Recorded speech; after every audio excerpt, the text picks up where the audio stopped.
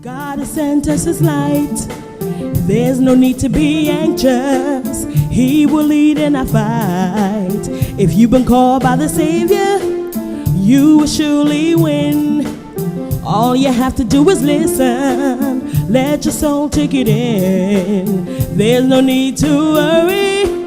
There's no need to fear. Give yourself completely, for the Lord is here. Are you ready to trust in the Lord? So get ready. Kneel in prayer. This is prayer meeting, and maybe it'll help my microphone situation as well. But I want to say a word of thanksgiving to the Lord to be here tonight. And I'm praying. One of the old preachers said that at his age he's glad to be anywhere if it's above ground. But I am thankful to be in the Lord's house tonight. I'm grateful to be in this particular Lord's house tonight. And I'm thankful for all the reasons that I'm here. I'm grateful for that. I know that this is a day that God's given to all of us. And I certainly am going to rejoice and be glad in this day as much as I possibly can. And I think that all things are possible with the Lord.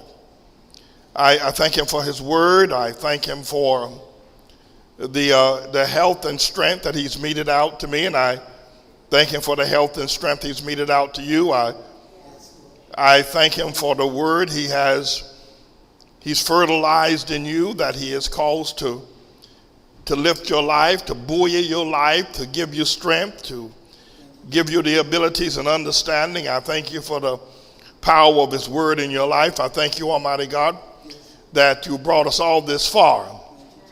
And you've just been a great and a mighty, and you are God. So all the things that we would say about you, they pale in terms of making a clear and distinct, at least advising people of who you are. You're God, and that's enough. You are Lord and Savior. And so it's good to be in this house, and I'm glad to be on my knees. And it's just twice today I'm on my knees. This morning I was on my knees, and I'm thankful to be able to come into you and humble myself into your presence. I pray that this meeting tonight would be a meeting of learning, a meeting of growth, a meeting of prayer, a meeting of answered prayer, a meeting of miracles, and a divine understanding of who you are and why we are here. And so we bless you, Lord, for the opportunity to kneel tonight and in your presence, Jesus. Amen. Hallelujah. I want to do, you can take your seats tonight. I'm going to sit, not because I'm tired or sick or one of those kinds of things, but I'm going to sit because I'm going to sit. I said some time ago, let me get my Bible. I don't want to be found without my sword. I said some time ago in one of the earlier meetings that I was going to sit down, and mainly because I was a bit tired and fatigued. But I'm not either tonight. I simply just want to sit because what I want to do is I want to talk to you about a couple of things. One is that I want to tell you a little bit about our trip this year out west. And so in doing so, rather than being in the preaching mode and all the kind of jumping up and down I generally would do, I could just sit here today and talk to y'all tonight. I have been planning traveling out to the Sierra Nevadas. And last year, between August 28th and the time we left this year, I didn't do a lot of movement around to short vacations or respites that I normally take. I just worked very hard, I thought, last year with a large number of things that we were able to accomplish through our work. And so I was ready to go on vacation. I mean, I was absolutely ready, quite frankly. I was thinking again, today I could be on vacation again. I could enjoy that experience all over. But we left here on a Sunday morning, early one Sunday morning, about 9 o'clock or so. And we drove from here to a place called Rossford, Ohio. Rossford is about 70 miles south of Detroit, about the same amount of time west of Cleveland, or maybe a little bit further, 100 or so miles west of Cleveland, and just near the Indiana border. But it's really close to Detroit, Rossford is. And we were able to stay at a hotel there called the Staybridge Inns and Suites. And we arrived there at about 6 o'clock that afternoon, that evening rather. And we checked into what was a 2-bedroom, I only asked for a 1-bedroom suite. And it was two huge bedrooms, 2 huge bathrooms, and a sauna and all that kind of stuff, hot tub. But we ran right out. I asked the person that checked us in where was the nearest Arby's. Want to give me some roast beef or one of those sliders, they be talking about all the time on television, right? So he told me where it was at. So we drove 10, 15 miles. The hotel was almost new, must have been, 2-3 years old. And I think, if I'm not mistaken, I got up that morning and Elizabeth, because this place was huge. It was like, huge, big as an apartment. It had a big closet. I think Elizabeth was in one of the closets. She had closed the door and was inside one of the closets praying that morning, I believe. Anyway, it had a dining room, a living room, 2 bedrooms and all that. But it wasn't expensive. It's Staybridge Suites and Hotels, and I've got a kind of thing going with the international hotels business. And we got up that morning and we drove from there to Des Moines, Iowa. And again, another Staybridge Hotel and Suites in Des Moines. And, just the first day out, the second day out, I'm beginning to unwind just a little bit from the New York tensions of the work. I hadn't gotten really loose the way I can get loose. But by the time we get to Des Moines, I'm a little bit more relaxed. Des Moines is a fairly large city. The problem with Des Moines now is that the campaign is going on. In Des Moines, Iowa is the first jump off of the caucuses of the election. So there are a lot of people in Des Moines right now. Even though the candidates are not there now, their staff is there. They've got hundreds of staff people there. Many of the candidates in and out of Des Moines, out of Iowa rather, Des Moines in particular. So the hotel's a little bit more expensive, but another Staybridge Hotel and Suites. And one of the things about this Staybridge, this particular hotel in particular, was they let you have, they serve you a quasi-small meal. I think there was some beef there and the dining area and all the beverages you want, drinks, soft drinks, wines, and it's all included in the bill. So we leave Des Moines that morning, and we drive from there, one of the longest days of the drive. And I tried to figure out how to make this drive shorter. From Des Moines, Iowa to Cheyenne, Wyoming.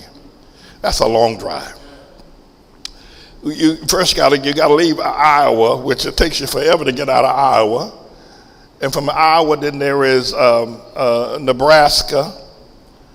And from Nebraska, you finally into but Nebraska itself is a 2-day drive. It's so long of a state. Anyway, we arrived in Cheyenne, and we'd been in Cheyenne. There was a wedding party going on in Cheyenne, and had been going on for a couple of weeks. So several weddings happening in Cheyenne. I don't know what was going on out there, but the hotels were jam-packed. But because we've been to Cheyenne, we've stayed at that hotel in Cheyenne so many times, the man gave us a special room this time. Very, very nice room, very special. Their best room in the hotel. Because when we went cross country with y'all, we stayed in Cheyenne, Wyoming. I don't know if y'all remember that. I took a big crowd out there, and every time I go cross country, I hate that drive from Des Moines to. You're out there all day. It's like almost 700 miles in one day. That's a lot of driving. And so we get up that morning, we have breakfast, and we leave Cheyenne, and we drive to Salt Lake City. By now it's Wednesday morning and we're on our way to Salt Lake City. And we arrive in Salt Lake City at another Staybridge hotel. So, they've been driving across the desert, across the Bonneville Flats, and between from Utah to Nevada from Nevada to it's just from Wyoming to Utah. There's not a lot to see. So while just a lot of vacant, wide open spaces, but anyway, by the time I get to Salt Lake City, I got to use the bathroom, but we're in the city now, and my GPS would not let me put in the house number of the hotel. We never stayed at this hotel before, but it told us the street, so it brings me to the street. So I get to the street, it says, "You are now reached your destination," but it ain't the house number, so I don't know where the place is at, so I got to go to the restroom. I don't know where the hotel is at. So we're driving, trying to find the place. And finally we come upon it. We'll come onto the back end of the hotel, another Staybridge hotel. So we come up on the hotel, and there's a fella out there with a great big old cookout thing, big old brick thing. He was grilled on it. He was cooking hamburgers and hot dogs and everything. So I said to him, he let me in the back door to go into the hotel to register. So I came back out. I asked him, he said, "Yeah, we're doing a cookout tonight." So that night, Captain LaFleur and Precious had the ministry. And so we, but the cookout's for everybody. It's just a public, in the Staybridge Hotel, they kind of do that in the evening, just let you come and eat what you want to eat. There's no extra charge. So they had a big old thing. It was 1,000 Chinese people out there. I don't know what they're doing out there in Utah. They're babies and everything, eating hot dogs. I said, "You ought to go with some chow mein or something, right? Get out of here." Some chop suey maybe. They're eating them hot dogs up. And they just, all the hot dogs you want, all the hamburgers, they had a coleslaw and the pickles and all kinds of tomatoes and dressings and, it was just a fun time. And all the drinks you want. And there's no extra charge for that, the Staybridge. So y'all might want to consider the Staybridge and joining that hotel group. And so we ate, and then finally went upstairs, and we caught a part of LaFleur and what he had to do. We saw that all the children prayed except Isaiah. He wouldn't pray. I don't know why he wouldn't pray. Anyway, we leave Salt Lake City that morning. It's raining to beat the band. And we go, my GPS takes me around Interstate 80, another way to Interstate 80, past the Great Salt Lake, which is just outside of Salt Lake City. Anyway, we get on Interstate 80, and we drive from Salt Lake City into Nevada, and from Nevada past Reno, and we make a left turn on 295 south towards Carson City, and 30 miles south of there is Mount Rose Mountain Highway. We make a right turn on Mount Rose, and we go up Mount Rose, going to Lake Tahoe. Those of y'all who went with me know Mount Rose. You're in Carson City. First you're in Reno, Nevada, then you go from Reno to Carson City. When you go south to Carson City, and from Carson City, then there's Mount Rose Mountain Highway, which is really still Lake Tahoe is 50 miles up the mountain. Now the mountain's not 50 miles high, but the way you go around the mountain, all the various places, it takes you about 50 miles to get from the level area of Carson City. So we go up to on our way to Lake Tahoe, our last stop for the journey. And I remember the first time Elizabeth and I went out to Lake Tahoe. I'd never been there before, and they didn't have GPS, none of that stuff. You looked at a map. That's how you got to where y'all remember those days. And so we drove past. We stopped in Reno and went into one of the gambling joints to ask for direction because I figured I was lost. And the guy told me to go down the highway and this, that, and the other. So I drove past the turnoff where I go to 295 to Carson City and drove down Interstate 80 towards San Francisco. And I ended up in a place called Truckee, California. Out of Nevada into California. And so the fellow said, "Man, listen, you got to turn around, go all the way back another 50 miles back into Reno, back up to Carson City." And it was late at night. And our travel plans weren't as really organized as they are now. But at any rate, We found our way, and then we found our way to Mount Rose Highway. It was late last 12 o'clock, 1 o'clock at night. And so I was driving up the highway, and I was just tired. And we had driven about 20 miles up the mountain, and still no Lake Tahoe, because I had never seen it. I know what it was like. I had no idea what we were going. All I know is I wanted to go. So I said, look, I'm tired. So we pulled the car over on the side. Now, this is on the mountain. You don't do that because the mountain road is very narrow. You ride here, over here, down, there's a drop 1,000 feet. You don't pull over on the side of the highway. You don't. But I was tired, and driving up that mountain, it was dark. I couldn't see all those curves. I'd never seen anything like that before. I was really tired. Like 1, 2 o'clock in the morning now. We've been driving all day and all night. First time we went out there. So I went to sleep. Elizabeth went to sleep. She opened the run seat. Driver was a pastor. We sleeping to beat the band. I heard somebody knocking on the window. Bam, bam, bam, bam, bam. So I looked up. Here's this police officer. Great, this big guy. Police uniform, a flashlight shining in my face. What you want, man? What you want? He said, what y'all doing? Because he said our car was from New York. He said, what y'all doing? I said, man, I'm trying to find Lake Tahoe. He said, you got to stick a long way. I said, he said, you can't stay here because somebody's going to run into you and gonna knock you off the road.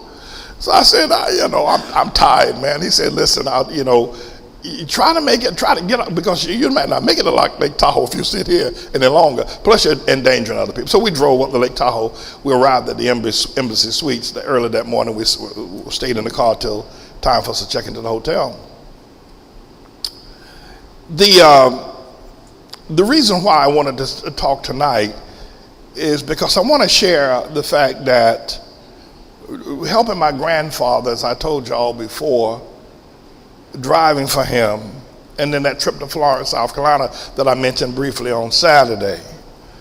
I was older than 14 then, but he had this beautiful 1955 Buick Special that my uncle, W.J., who had got a job as a teacher, first thing he did was he bought his father a car. He bought him that 19. It was like 8 years old, but he bought a used car. I bought it for him. My grandfather had a stroke, and I was driving it. But I think by the time I drove to Florence, I was at least 15, maybe 16. But something happened to me, and that's what I want to share with y'all tonight. That when I drove in our little old town, there's a place called road called 211. It's a county road. I drove down the county road, and the county road brought us to Interstate 95, this major 4-lane highway, 2 lanes going south, 2 lanes going north, and it's massive, and tracks and trailers and trucks are racing down the highway. I'm 15 years old, maybe 16.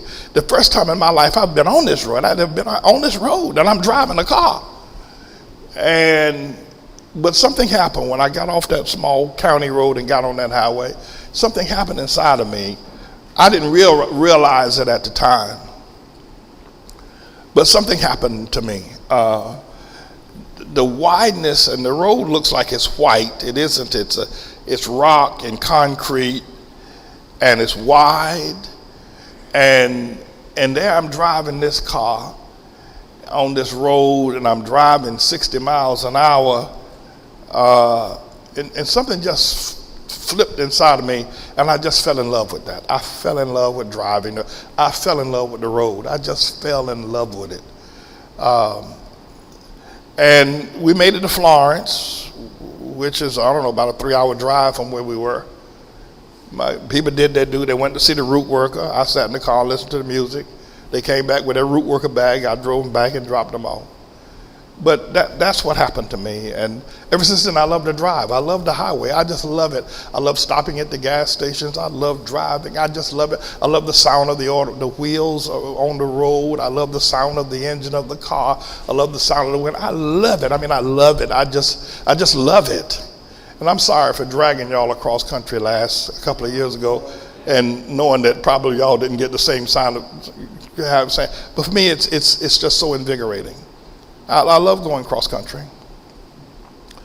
And that thing that happened to me is what I want to talk about, because there are some things that have been in me that have been dormant for quite some time that the Lord has said to me about releasing. I'm going to try to come to them to talk to you about this new wine that the Lord is talking about.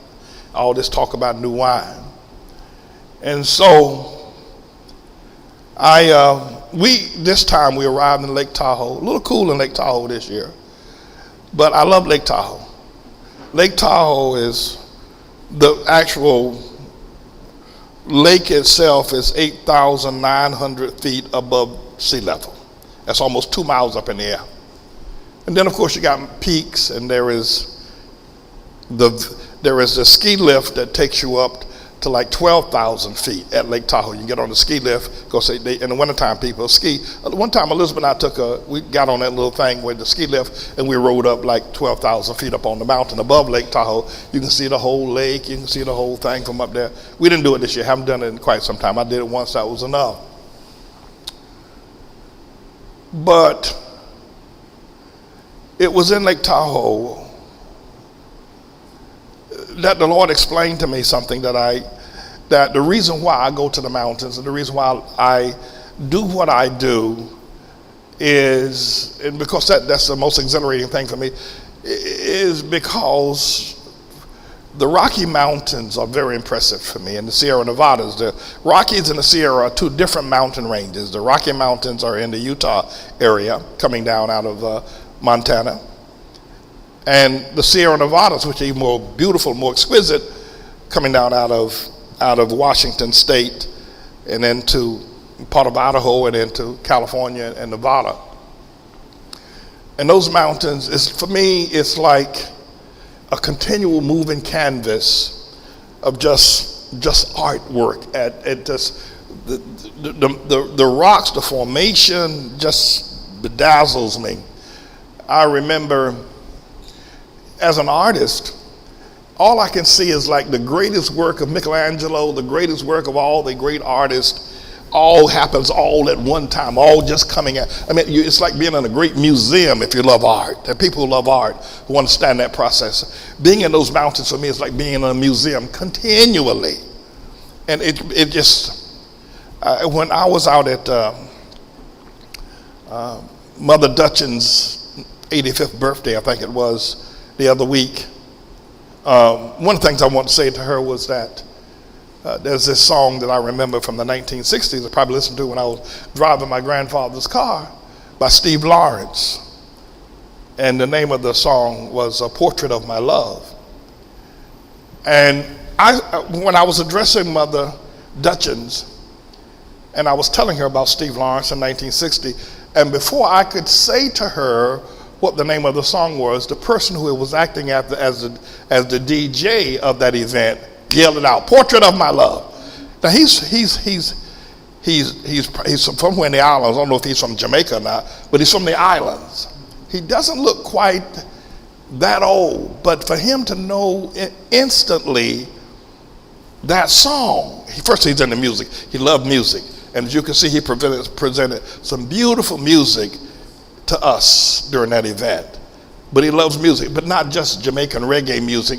He knew that song just like, he yelled it out, it startled me. He said it so quickly.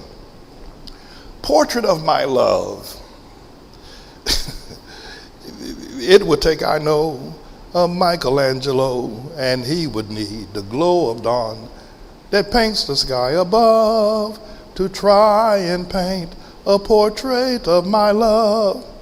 So what Steve Lawrence does in that song is he says, to try to capture your beauty, you would need more than an easel and a brush. You would need the glow of dawn, and it's just so fascinating. And I never forgot it as a young boy. I was 1960, I must have been, what was I? I must have been 12, 13 years old. Beautiful song. He knows it too, because the song is so beautiful. It's such a work of art. At any rate, the Lord shared with me the reason why I go out there is because I'm a bit of a poet, an artist. And for me to be in the mountains it's like being in the world's greatest museum and not have to pay a registration fee. And it's intoxicating for me. It's exhilarating, and generally when I go out there, I'm so inspired when I come back.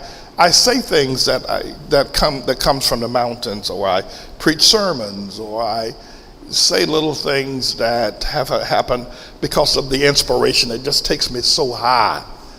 And so when I come back, generally people expect that I'm going to say some things that are different, or say some things that are poetic, which I generally am given to do. But it was there that the Lord, because I never thought about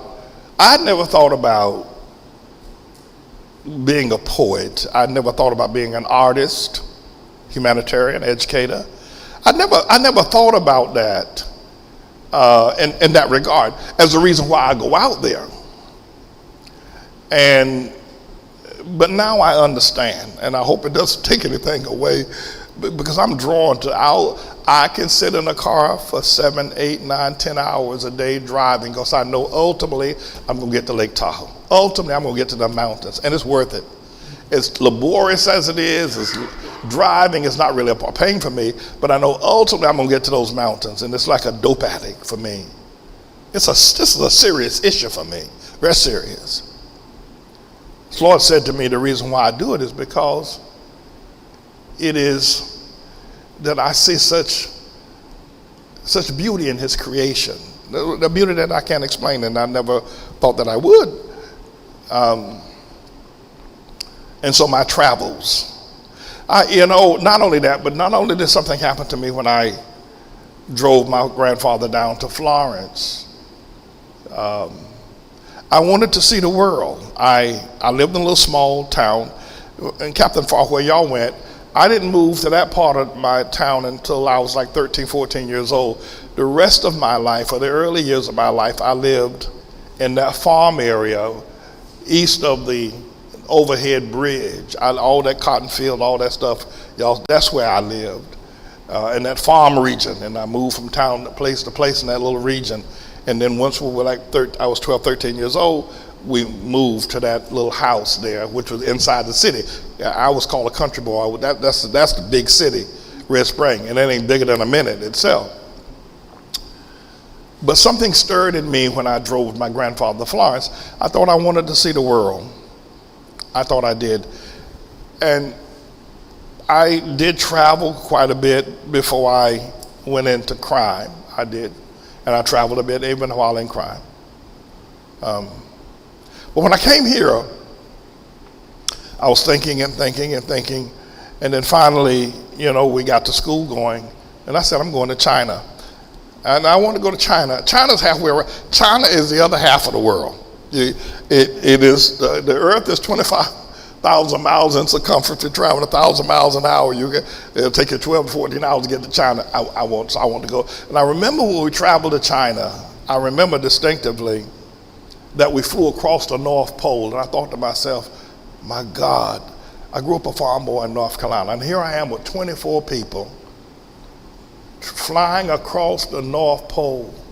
And they had these little things on the over above the seats where you could see where you were all the time as you traveled to China. Finally, we landed. We went across Siberia in Russia. I said, my God, how my world is changing. And landed in Beijing. Last time we traveled, of course, we traveled to South Korea, and then from Korea to China. The last trip we've been on was we left Beijing, and we've not been on board an airline again as a group. We're going we're going to Egypt, but I'll be honest with you, I could have probably managed to get the money to travel to Egypt this time. I'll tell you the truth. Even Captain Sailing came to me. Elder Hartfield gave me $7,000. I said, here, let's go. Captain Sailing came to me and said, I'll give you the rest. The people are generous like that, but I'm just I didn't have it where I needed to have it to go. I'm gonna go, but I didn't have it where, and so I took Elder Hartfield's money. I didn't take Salem's money. I'll take it tonight. I'll get it. Anyway, to Ethiopia, to Rome several times, to England. I think we may have gone to London when I spoke at Oxford University before we went to China. I'm not sure. We did. Elizabeth said we did. We stayed in Lake Tahoe for 4 days and just had a great time. There's a place in Lake Tahoe, if you ever go, called the Lucky Beaver restaurant, if you ever go there. Lake Tahoe is in two states. The north state is Nevada, the south state is California. And you can walk right across from California to Nevada. You do it all day long. On the Nevada side, they got the gambling joints. They got Caesars, they've got Harvey's, they've got, the big time gambling joints there. And then in California, the gambling is not legal, so they only have just regular hotels. Anyway, so the Lucky Beaver is in Nevada, which don't make a difference, quite frankly. And I had one of the best steaks I've ever had in my life. I like to eat these steaks, where they age dry them, where they take a steak and they cut it and they put it in a special system that doesn't refrigerate it, but there's no air in the system, and it dries it. It dries all the blood out the steak. And it takes 30 days to dry all the blood and leave just the sinews, just the meat itself. And when they do that and they cook that bad boy aged dry, the flavor is incredible. And I had the best steaks I ever had at Lucky Beaver there. And so we leave Lake Tahoe and we drive down through Death Valley, down through California and into the northern end of Yosemite National Park. And it was in Lake Tahoe that God said to me that I'm an artist, I'm a poet, that's why I go. I'm a junkie. It's about time we get to Lake Tahoe, but we drive south from California to Yosemite National Park, the northern part of it, and just arriving in the northern part of Yosemite, there's incredible mountains, and there's snow still at the mountain peaks, like 14,000 feet high, and you can see great globs of snow still up there, and the temperature on where you are is 90 degrees or 100 degrees, but those mountains are so high up that the snow hasn't melted, and it's absolutely breathtaking. I'd never been to Yosemite before. It is exhilarating. And I was getting high like a junkie on heroin. And it's a long drive, so make sure you use the bathroom. They do have places to stop, but if you're an old man like me, I never pass up a bathroom no matter what. Anyway, we drive past El Capitan down to the south end, a place called Fish Camp. And we stayed at a place called Tenaya Lodge. And it was there in Fish Camp that the Lord said to me that he's coming again, and that he's made me his messenger like the prophets of old. And I'll tell you, there's a far, I don't know if you have it, there's one particular, Elizabeth she's got hours and hours and hours of footage, just video, there's so many things. I just pulled out a few things, but she's got hours of video. Maybe we'll share it sometime. But there's one particular shot she took of me standing with my face towards El Capitan, that I call this mountain, the face of God. Now, the thing, and to be honest, because we're going to talk about what you're going to do and how you're going to do it. Do not be dissuaded, discouraged, or anything else if you're not inspired by mountains. That may not be your thing. It may not be your thing. It doesn't have anything to do with you're good or bad. It doesn't make you a bad person that you're not inspired, that you don't feel the same way I do about mountains. Don't say, oh, something's wrong with me. There's nothing wrong with you. It just ain't your thing. It just ain't your thing. And that's what we have to be careful about. Basketball ain't my thing. I said the other day, I wouldn't play golf. I tried it. I can't see any sense of anybody taking a little white ball and what? Why would I want to do? Why would anybody? People love it. It ain't my thing. If anybody play golf, I think you're crazy. I did caddy one time. I was a caddy down in Pinehurst, North Carolina. I was carrying 2 bags. This is before they had the golf carts. This is way back in the years, right? So the guy playing golf, he called me boy. I call him boss. Hey boy, what you think? What you think I should use on this hole? I don't know one hole from the next. You got the woods, you got the 9 irons, you got the irons and the woods and all that in the bag, right? So he asked me what I think I should use. So I look at him. I said, boss, I think you ought to use a 9 iron on this one. I don't know what that.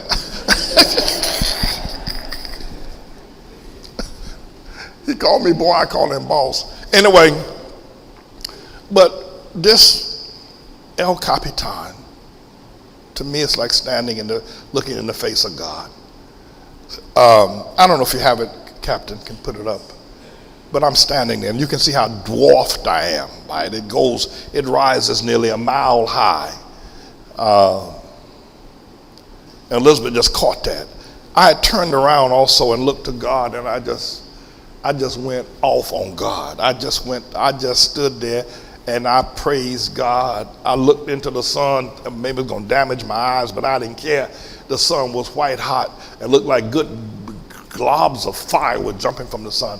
And I just praised him. This is an awesome mountain. It may not look like very much to you, but God, the majesty. I mean, this is a man's mountain. This is a rock. And this is something, as far as I'm concerned, this El Capitan. And of course, Elizabeth and I, we were rolling around the park. I have a takeover spirit, everybody knows that. So I stopped the car in the middle of the street. I made Elizabeth get out there in the middle of it. Cars trying to get by. So who care about y'all? And I got her standing in the middle. I tried to take a picture of her standing in the middle of the street, and it's so relaxing. And it was there that the Lord said to me that he's coming again. And he's made me a messenger. And I'm going to preach that. It won't help you to understand something. One of the things that I was concerned about, and I'm still concerned about it, and I realize now I got to wait on the Lord, was I'm thinking that why did the Lord wait? Why did he make me wait this long in my life?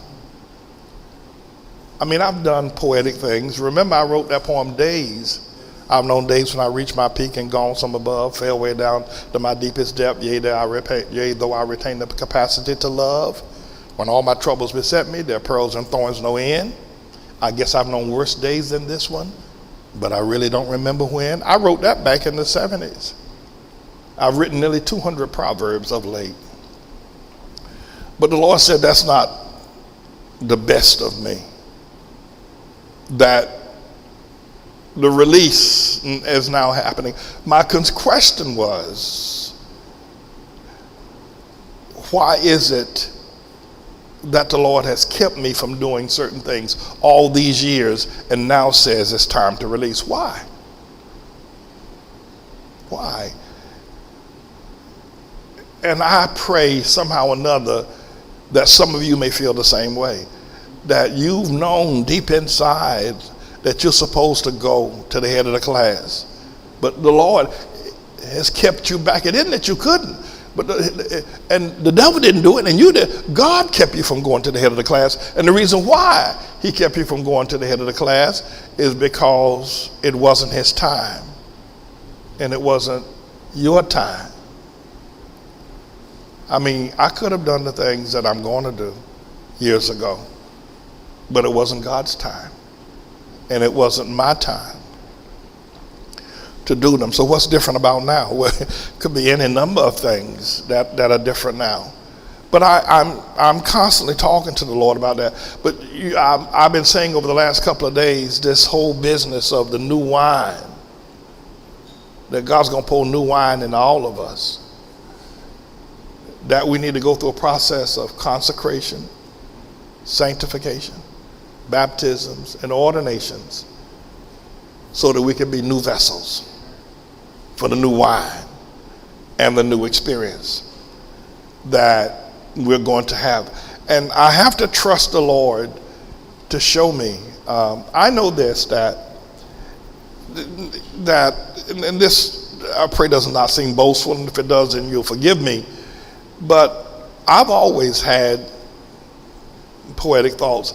I've always been, at the very least, I've been able to talk. I've never really had, I wrote that poem Days, but I've really never had a bad day in my life. I really haven't. Now, I've been in prison, obviously, you know about that.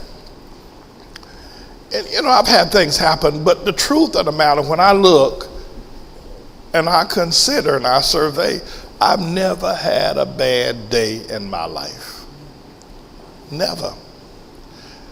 Even while in prison, I got royal treatment, except for that night, that guy named Bumsy and George thought they were going, what they thought they were going to do to me. But even it didn't happen. It wasn't a bad day. Working on the chain gang, for me, was not a bad day. I've never been poor, quite frankly. I mean, I've had a lot of bad things happen, but I've never myself had a bad day. It's always been, God has always found a way to make me appreciate every day of my life. So, where do we go from here? What's going to happen to you? And what is my responsibility to teach you? That one of the things I have discovered, and I've been looking at this, is this business of the elect is shocking to people. Being one of the elect. It's shocking to people. People don't know how to deal with that. 90% of the people that listen to me online are men, and 91% of the people that listen to me online are white men. Not racist, but the black man doesn't know what to do with me yet because of Obama. When I came to this house and I began to lead this house from Amsterdam Avenue to the gymnasium to here, all was well until Obama came along. And I stood for Jesus. And we'll talk more about that. But black men have a problem with that. They have a problem with it.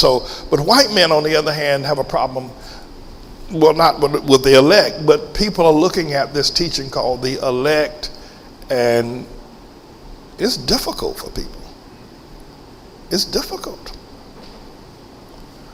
One of the things I want to deal with, and we're going to pray in just a moment, is that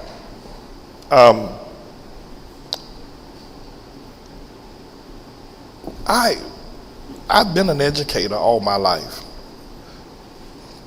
I've been a teacher all my life.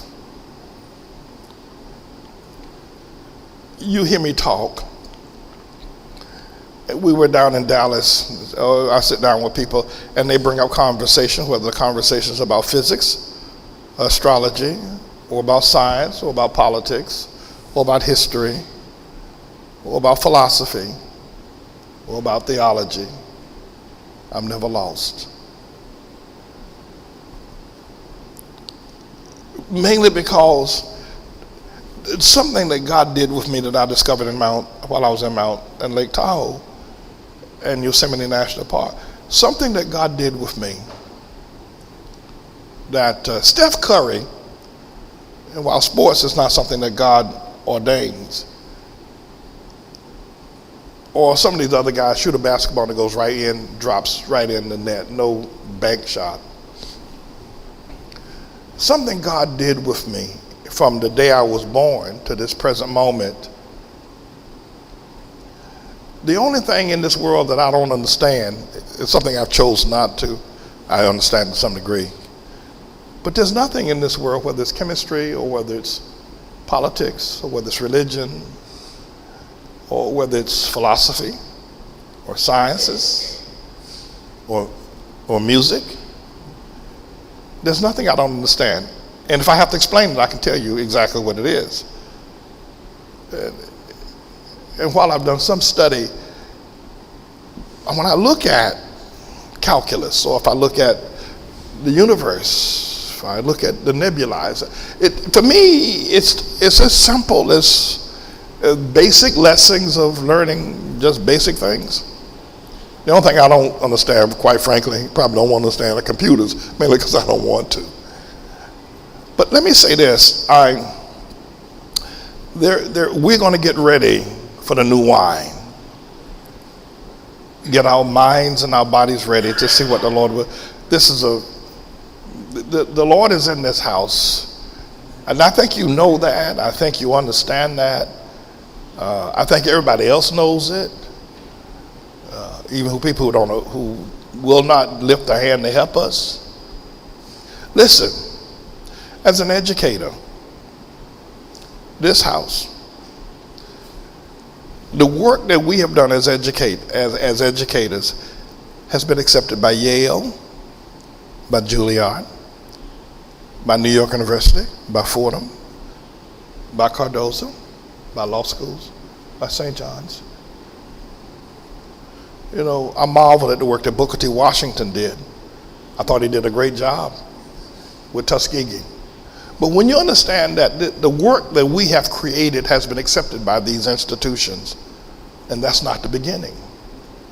That's just a small taste of where we're going to go and what we can produce. When we say world leaders, but at least now, and one of the things I want the young people to know, and I have to stay on them, I see Deborah's in the house. I see Leah's in the house. I think Jatira, where's she? Jatira in the house? Jatira's in the house. Being young is almost a curse because it causes you to make so many mistakes in your understanding. But Elder LaFleur and all the teachers, the work we have done has been accepted at Yale, has been accepted at New York University. We have produced what the world touts. I have spoken at Oxford. I've been accepted to speak at Oxford University. And that isn't the best of what we're going to do and what we're going to produce. And we need to understand that that's where we're going to go and where we can go from there. But what is in me and what is also in you, because right now it's not about me, it's about you. When I got on that highway and Farr went to a little town, he went to the little town I lived in, he and Matron and everybody, his family. He drove Highway 211, crossed what we call the overhead bridge, and through Pandas Ford and on to 211 and on to 95. When I got on that highway that day, and my world just opened up, and I have had a hunger for the highways. I've had a hunger, and the Lord is, I remember first time, Elizabeth, I went cross country, I went across an old raggedy car. There's a commercial on television now about used BMWs. And there's his Hammack brother, he's got his girlfriend, he's got his squeeze in the car. And he's driving along in a desolate area, and he's, sound like something wrong with the car.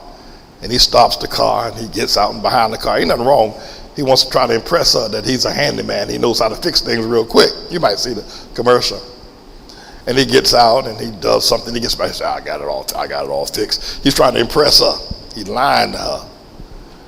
And she ought to be aware of it too, by the way. Because he got a lie to get her. She be concerned. Anyway, but we were in Ohio and my muffler came off. When I first went across country, I really had to get out of the car, get underneath that, pull the tailpipe off the metal, put the thing in the other hook, and threw the tailpipe in the ditch, got back in the car. We drove on out to California. What is God going to do with this house? I don't have a prophecy of what he's going to do with each one of your lives in terms of individual. But I do have this, that we're just beginning to live. That when Jesus came and John the Baptizer announced that he was coming and people needed to get ready for him. And the Bible said that all Judea went out and got baptized to get ready for Jesus. The other thing is that he as the King of Heaven was coming. And he was getting ready to The king of Moses, the king is coming. And he's coming again. And what I want to be able to teach to you, and I believe the Lord will let me do it, is that he's going to set in order and demonstrate and magnify our lives. You know, all of you potentially have not reached, and by the way, you don't have to be as old as me to have God actually stop some things from happening in your life.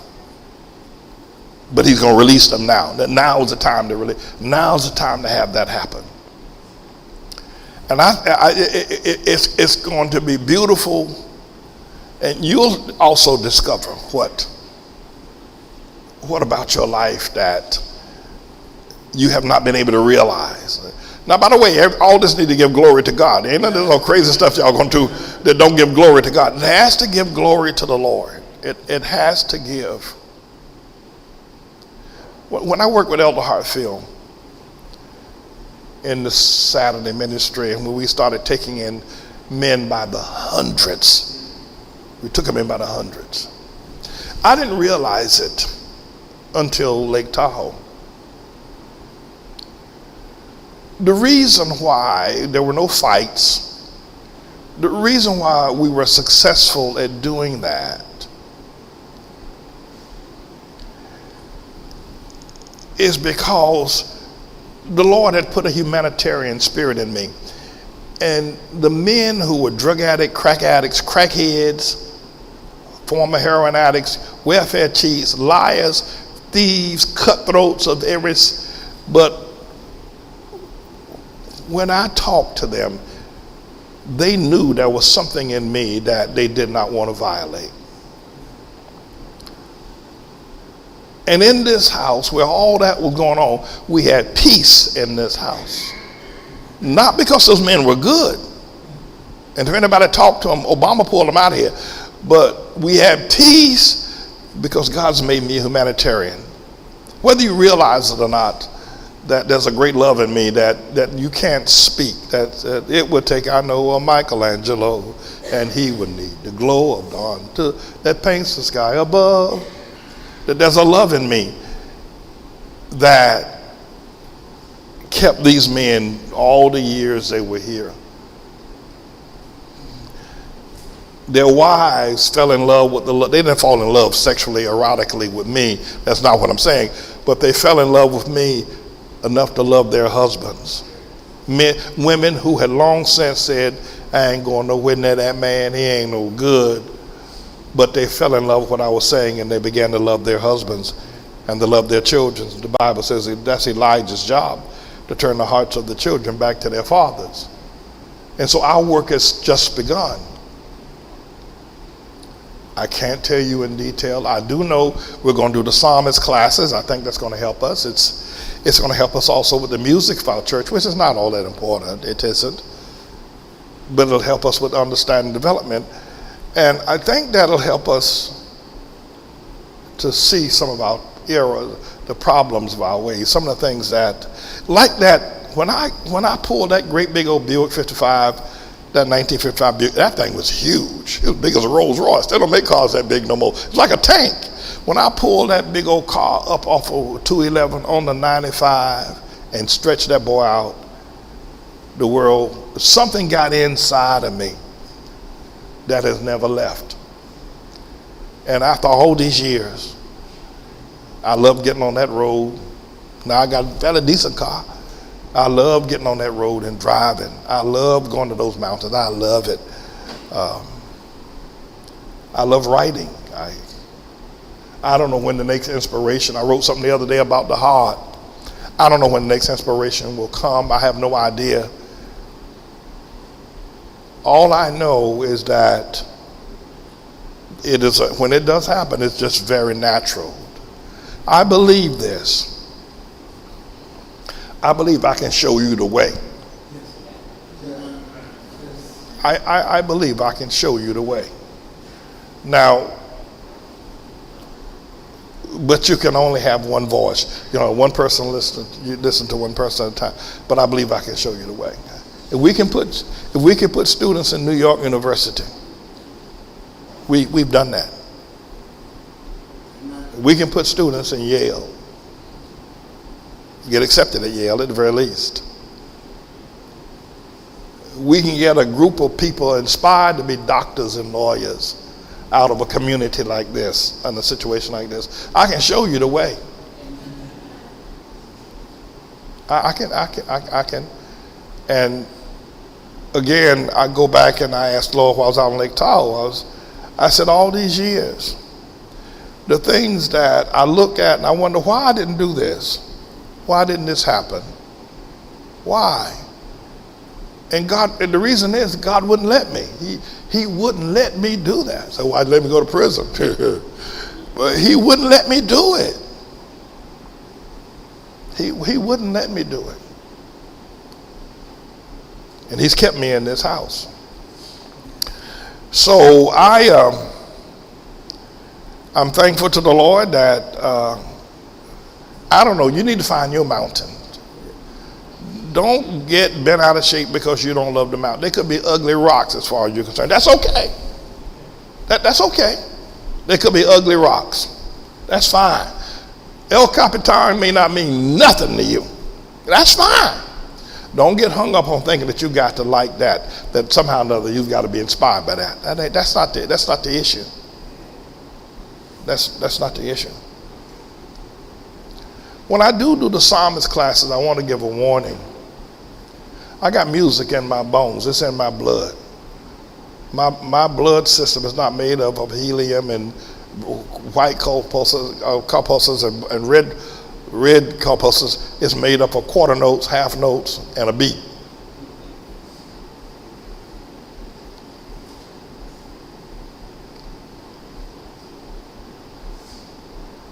And when you got it in your system, there's a song, and we don't want to go through the psalmist, but I want to, because we'll do this over a period of 4 weeks. There's a song that was first performed by the Drifters called On Broadway. It was later performed by this guy who plays the guitar. What is his name? George Benson.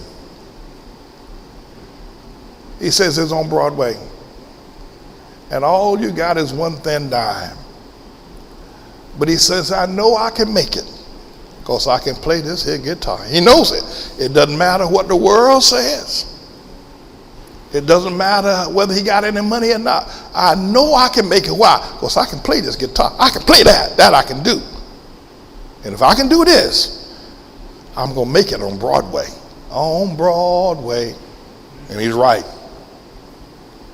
And when you got it in you, whether it's art, whether it's humanitarian, whether it's poetry, whether it's education, if you got it in you, can't nobody defeat you. If you got it in you, can't nobody touch you. If you got it in you.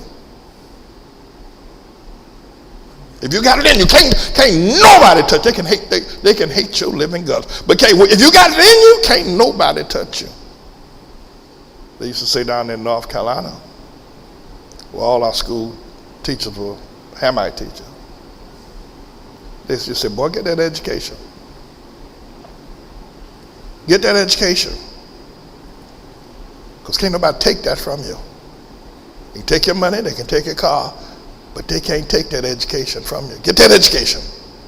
And that's what we strove for. We all want to get educated. If you don't have it, can't nobody put it in you. If you ain't got it, don't get mad with me. But what's in this church, can't nobody touch it, I guarantee you. Can't nobody touch this pulpit. Can't nobody touch it. Can't nobody touch it. The best thing to do is try to join it. And try to get some of the benefit. You can't touch this. You can't touch this, MC Hammer. You can't touch this. So we'll see what the Lord will do. I'm still praying about I sent somebody a note, Bennett, I think it was, put up a thing about the song. It'll make a junkie say Jesus is Lord. I got a word in my mouth. I got a word in my mouth.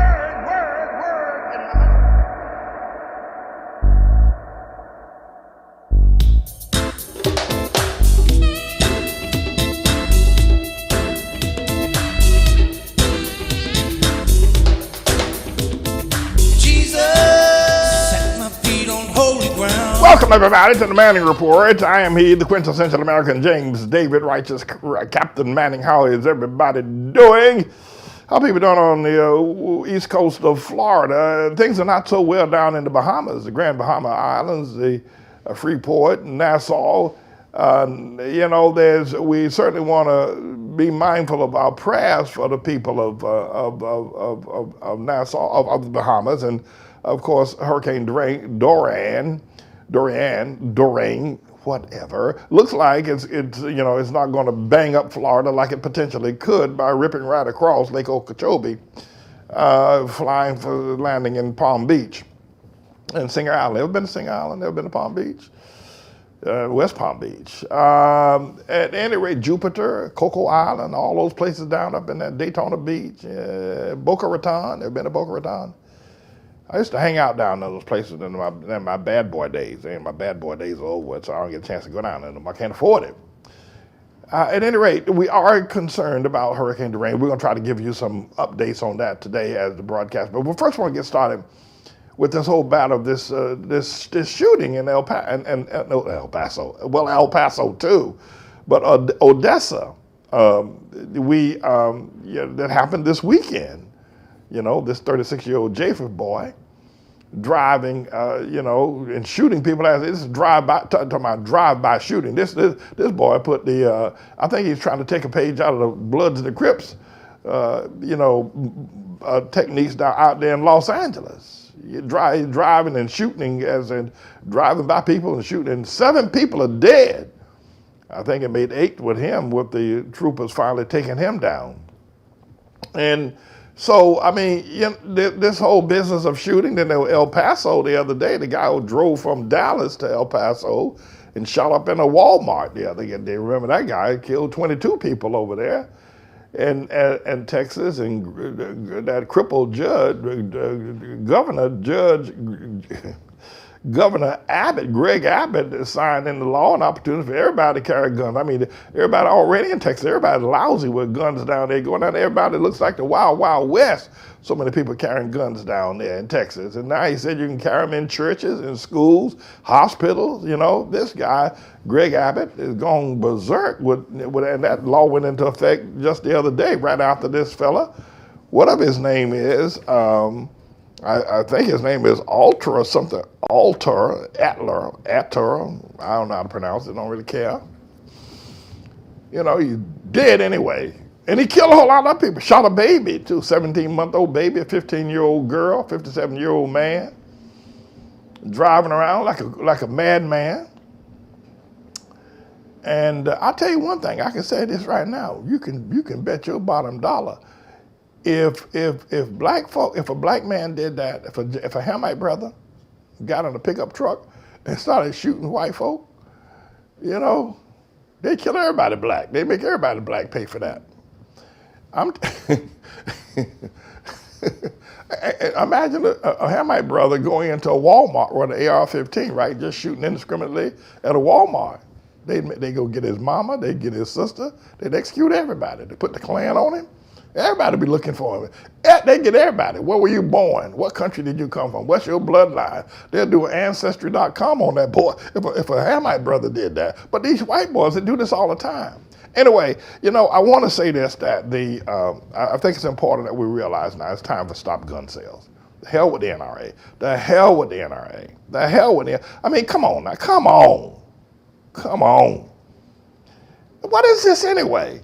That the NRA is so powerful. You go to Sandy Hook, 26 school children, little babies were shot in the head by that idiot up there in Connecticut. And still, you can't even get a universal background check. This don't make no sense. I think this is the sickest thing I've ever seen white people do. Well, I don't know if that takes, because I mean, the Japheth people, black people have done some sick stuff too, but this is sick. This is like, I mean, you can't get no kind of gun legislation. I mean, they can kill babies. These same NRA freaks talking about my Second Amendment right. Yeah, I got your second. These same NRA freaks run around talking about how bad abortion is. Yet that boy went up there in Sandy Hook and killed all them babies, shot them all in the head, and that's okay. For him, don't you touch my Second Amendment. And they can listen. I think Dave Chappelle said it best. Dave Chappelle said, the only way you're going to get them to put an end to all gun sales in America and to finally stop anybody from having guns is for every black person to register to get one. I guess y'all didn't get that as a joke. No, because, I mean, if all black folk got guns, they're going to say, wait a minute, now we can't have this. But look at what these Japheth boys are doing with these guns. I know many of y'all are NRA people. You just need to get your act together. You just need to get your act together. Because the Second Amendment, actually, I mean, I could parse, I'm no lawyer, but I could parse the Second Amendment to the point. It doesn't mean that everybody, it said for a well-equipped militia. So okay, they said, well, everybody got to have a gun. So when Paul Revere comes riding through town at night and saying the communists are coming or people from Harlem are coming, to Lexington, Kentucky, Selma, Alabama, where people from Harlem are coming, everybody can get their guns and they run out there in their boots and their pajamas and stop the people from Harlem. Well, actually, for people from Harlem, come and be a bunch of gay people.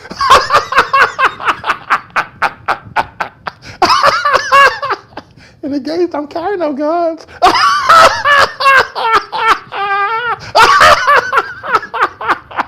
Ain't that a scream? Oh, God, Harlem done turned gay.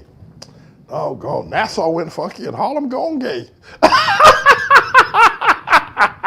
Anyway, so, but I'm so seriously, I mean, it's time to stop gun sales.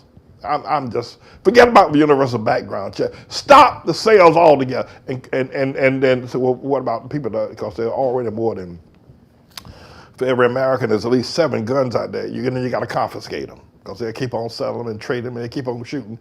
There's enough, listen, there's enough guns, and this is what Japheth people, not black people. Black people got guns too, the Saturday Night Special, and black people shoot people, there's no doubt about it. We saw what went on in Chicago the whole time Obama was president. We've seen what went on in Chicago and Los Angeles with drive-by shooting. We know black people got guns, but they ain't got no guns like these Japheth boys. They got, I mean, you talk that. Black people ain't got that. They got little cap pistols. These Japheth boys carry these little great big flamethrowers.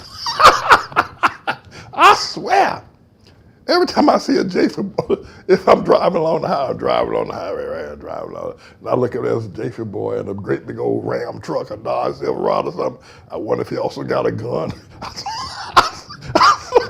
I hear a white boy look at me. I look the other way. Hell, I go run into the police officer. I speed so the police officer can stop me, get me away from this Japheth boy. You probably got a gun in that truck. I swear, I bet you every one of them you see got a gun in the truck. No, listen. No, it's time to stop the gun sales in America. It is. No, it is. Well, then you got to confiscate guns. Do that too. No, I mean, because this don't make no sense. It's killing innocent people. You don't know when it's going to happen to you. You just don't know when it's going. And it happens in schools. One of the things you can be sure of, though, this is a white people's disease. And then the NRA. Here comes Wayne LaPierre, who got this $6 million house down there in Dallas, Texas. The NRA bought this boy a $6 million mansion down there and outside of Dallas. And he went on a shopping spree. Xenia suits out there in Los Angeles, spent $40,000 in one day. He probably didn't get about 5 or 6 suits because some Xenias, those bad boys cost a lot of money. And Italian suits, right? It don't make him look no better. I don't know why he wear him. He don't look no better. Look at him. Yeah, he's a wing lobby. They're running out of money, and so I think that the issue is that I think he's kind of confiscated all that money he bought. The NRA, so you belong to the NRA. This is the kind of house you just bought for Wayne Lafayette. You bought that house for that boy, paying your dues, and then I think his wife travels around with her own group of beauty. His wife, Wayne Lafayette's wife, they're going to Santa Barbara, they're leaving Dallas and going to, Los Angeles or going someplace. She has a private plane just for her cosmetologist people. People fix up her wig and put on that makeup, put that paint on that woman's face, do her nails. They got their own private plane. That's the kind of money that's in there floating around in the NRA. But your dues. No, I think that, and I believe this can be done in a way that, first of all, it needs to be, people need to start standing up in the pulpits, and I don't call these Baptist groups churches anymore because they ain't churches, and then African Methodists ain't churches neither, and just need to reinterpret the NAACP, the Second Amendment to the Constitution, that you have a right to bear arms if you belong to a militia, and then I think we ought to legislate who is a militia and who ain't a militia, and if you ain't a militia, then you don't own it. You can't own a gun, And I think police officers ought to be, police officers they like to shoot too, but. Police officers drive up, you got to stop. You had to stop this. What's this boy's name anyway? Ator? What is his name? The police officer, the Texas Public Safety Department guy pulled him over, and he shot him. Police officers have no idea. This Department of Public Safety trooper, they have no idea who they're stopping. I can tell you if he's driving a truck. And he's white. Let him go. Stop! Don't stop him. Just let him go. Go arrest somebody black. So these white boys will shoot you. But the other thing is that the white police officers stop the black boy and they shoot them. We got trouble over here. We got real trouble. If the police officer stops the white man in the truck, the white man in the truck shoots the police officer. If the police officer stops the black man, in a BMW, the police officer shoots the man. Like, okay, all right. I'm ready to call for the end of gun sales in America. We didn't have it. We went down there, where was it? In Sutherland, Texas, right? And a Baptist church one Sunday morning in Sutherland, Texas, right?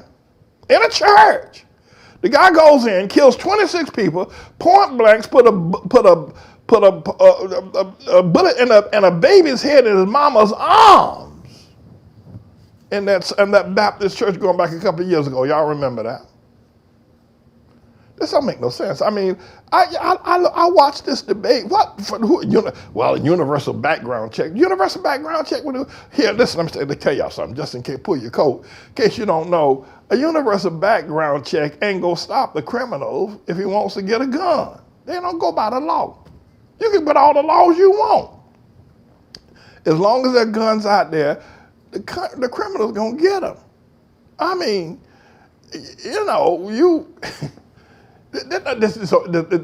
it doesn't make any sense for a civilized group of people to be this hung up on guns. I mean, what is it with these white boys? They like to take guns everywhere. They went to the moon. They took guns to the moon. What you gonna shoot up there on the moon? They took guns to just in case. Well, what you gonna shoot in the moon? You don't need them. You don't need them. And then they got these flamethrower guns that, everybody knows it. They say, well, these are weapons of war. We need to take these off street. You need to take the 38s and the 45s and the Glock 9s or whatever. You need to take them off street too. But yeah, I'm saying this. Let me tell you something. I'm saying this because I'm not going to hide what's in my heart. That's what I feel. But it ain't going to happen. There ain't no way. Listen, Listen, I'm telling you, there is such a gun sickness. I mean, we're talking about sick people in America. And by the way, Trump talking about bringing people in from Norway. It was over there in Norway where that boy went in that camp one day. That white boy went in there, all them white people in that camp over there or in Norway, and shot and killed 71 people, white people, killing white people, white boy killing white people, children in the camp, right? This is the white people's disease. Now you done gone. Why you got to? What am I can call you Japheth with your tied tongue, uneducated self. If I say Japheth, you don't know who I'm talking about. I got to go to a whole class to tell you what Japheth is, so I got to use white. What's wrong with saying white people? Well, the way you say white boys make me think you got something up your sleeve. I do.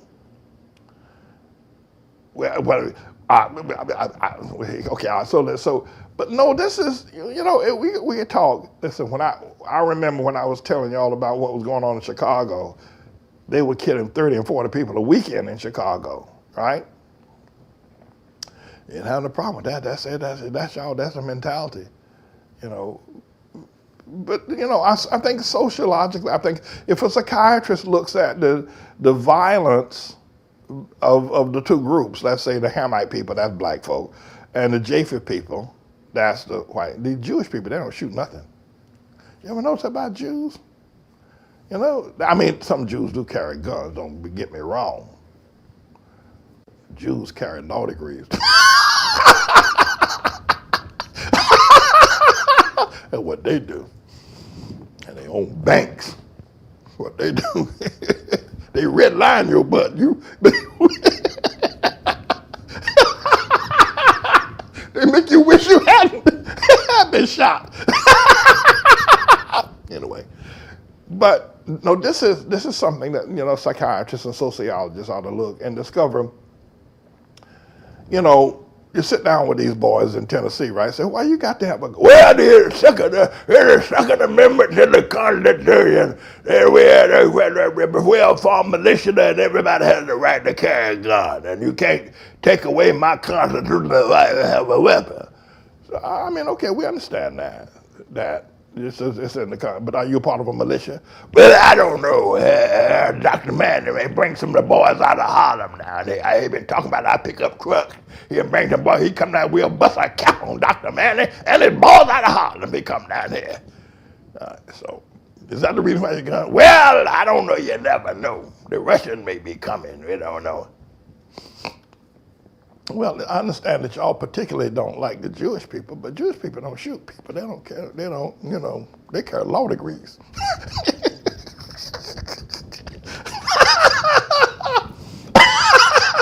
So who are you going to shoot? Well, so so you can say to them, look at the brother in the face, say, who y'all shoot? Y'all shoot each other. Y'all actually go out there and shoot each other in schools, and in churches, and in shopping malls. You kill each other. Y'all don't even shoot black people. I mean, it'd be one thing if y'all were shooting black people, we could have understand you're venting your racism. Okay, well, it ain't right, but we can understand. Y'all shoot each other. So we have some sort of a scale where we were looking at the international or national sciences of psychiatrists and psychologists and counselors as to what's the sickest disease, who's the sickest people, in terms of gun violence. You Japheth boys would take y'all would win. You mean y'all would win over Chicago? You would win over Los Angeles and drive by? You would. Because at least, the people shooting one another in Chicago are mad at each other about something. He stole his money, was gambling, drug deals went bad, so he shoot him. His drug deal went bad. Y'all just shoot. You don't even know who you're shooting. You don't even care. Women, children, babies, it don't matter. You just shoot anybody. It's time for this to stop. So forget about this talk about universal background. What the hell is they going to do with anything? When I was in the street, I don't do that no more. I don't do that. But you can check my background all you want. I didn't go to the place where they do background checks to buy guns. And nobody else who wants to be a criminal is going to, So I think over there in London, they don't even let the police officers have guns, the bobbies, right? They carry billy sticks, but they don't carry guns because they don't let them the people don't have guns. This is really a sickness in America that, and I know a lot of people feel that, but you need to evaluate yourself. Why is it that you got to have a gun? You have a gun now, right? 99% of the people have a gun. What are you gonna do with it? You ever shot anybody? Has your home ever been broken into? Well, just in case. Just in case what? Well, you never know. Okay, so now you're what? You're 75, you're 70 years old, right? How long have you owned a gun? And have you ever had to shoot anybody? Has anybody ever attempted to rob you? Listen, the only reasonable reason any psychiatrist, counselors, psychosociologists, and others would state that everybody ought to be able to bear arms is because the people who now got guns like to kill people indiscriminately. Like that boy up there in Dayton, Ohio, or LA, like that boy went over there in San Diego and Sandy Hook and killed them children. Like that boy that went down there in Sutherland, Texas and killed all them people in that church down there in Sutherland. Like that boy that drove out there and killed it up there at the Tree of Life Synagogue and killed them Jews up there in Pittsburgh, like that boy killed down there, people down there in El Paso. The only reason why you need a gun is because of people like that. But if you take all guns, and you ought to be, confiscate them. New York City Police Department, under one of them, I don't know if it was mayor or who it was, somebody, Bloomberg I think it was. Who was mayor before Bloomberg? That they had a gun buyback, right? Was Giuliani? No, it wasn't. It may have been.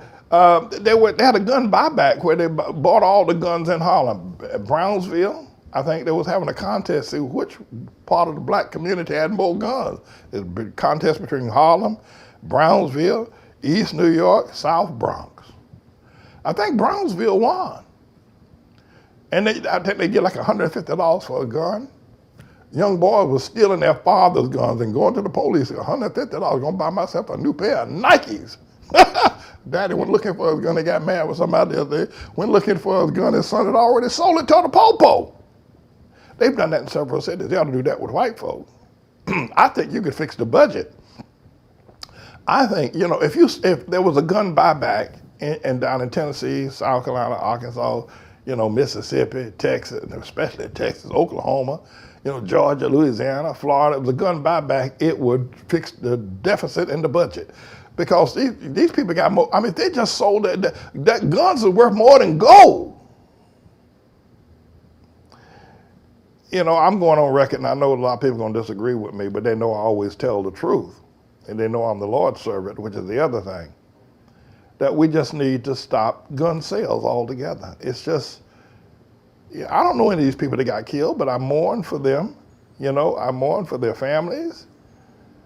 And it doesn't make any sense that something is awful that the NRA has got this much more power. Even Tribulation Trump himself. One thing I give Tribulation Trump, and I don't give him much, but I'll give him this.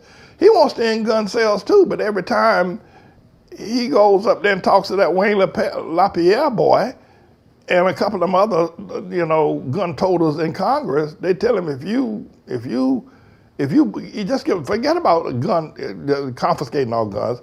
He said if you just think about initiating in Congress, you tell Mitch McConnell to initiate a background check, we're gonna cut your presidency off right now at the knees, and Trump backs down. 2 occasions, Trump has said, okay, I'm for universal background checks. And I don't know if that's going to do any good. It isn't. Because criminals don't care about that. Nobody cares about it. He don't care, the criminals. And these boys, these shooters, right? They already got guns. The shooters already, the people who are going to shoot for the next 20 years, all these young Japheth boys that are going to shoot they already got their gun. They don't have the background check. They already got their gun. They already got their ammo. They're already ready. They just didn't decide to start shooting yet. So a universal background check ain't going to stop the man that's already armed to the teeth. He got 25 guns in his house. What about that guy out there in Las Vegas the other year? Killed them 50 people and shot over 500 over there. And don't even know why he did it. He was rich. He broke out the window, one of the exclusive hotels, and just started shooting. It brought in 2 bags full of guns and just shooting people out there in Los Angeles, Las Vegas the other year. They don't even know why did it. He said it's been 5 years, they haven't figured out why did. They don't, nobody know. He just like to shoot people. I can tell you why he did it. Don't ask him why he did it. It's in the blood system of some of these JC people. They just like to shoot people. Put them out there in a rabbit, run across the field. They can't even shoot a rabbit with a shotgun. By the way, you don't use shotguns on rabbits. I used to shoot a .22 rifle and a shotgun too. 10 gauge, 12 gauge. Was a 12 gauge shotgun, 12 gauge. And a 10 gauge too, I think. No, it doesn't make any sense. So this is one of the sickest things about America. But check this out. It's Japheth people's sickness. Because, again, I am not in any way covering up for all of the people that have been killed by guns by Hamite brothers. So they do shoot, they do kill one. Now they kill children too, they do. And one of the things that you Hamite brothers might want to get behind me on this one, because if all guns are confiscated, we ain't gonna have this much time. First, this ain't gonna never happen. All this stuff I'm telling you about ain't gonna never happen. I'm just talking. I know it ain't gonna never happen. I'm just talking. I figure y'all listening, I might as well talk. It ain't gonna never happen. You ain't gonna never become a billionaire. They ain't gonna never confiscate guns. But I would say this, that,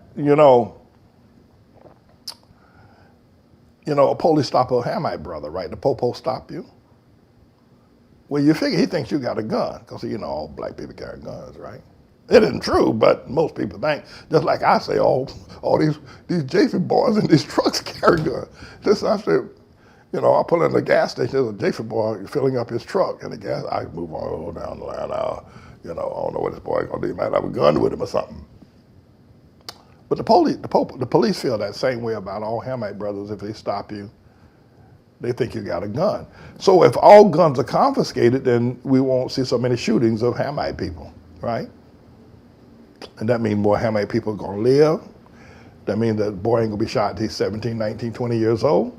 That means he's gonna make more babies.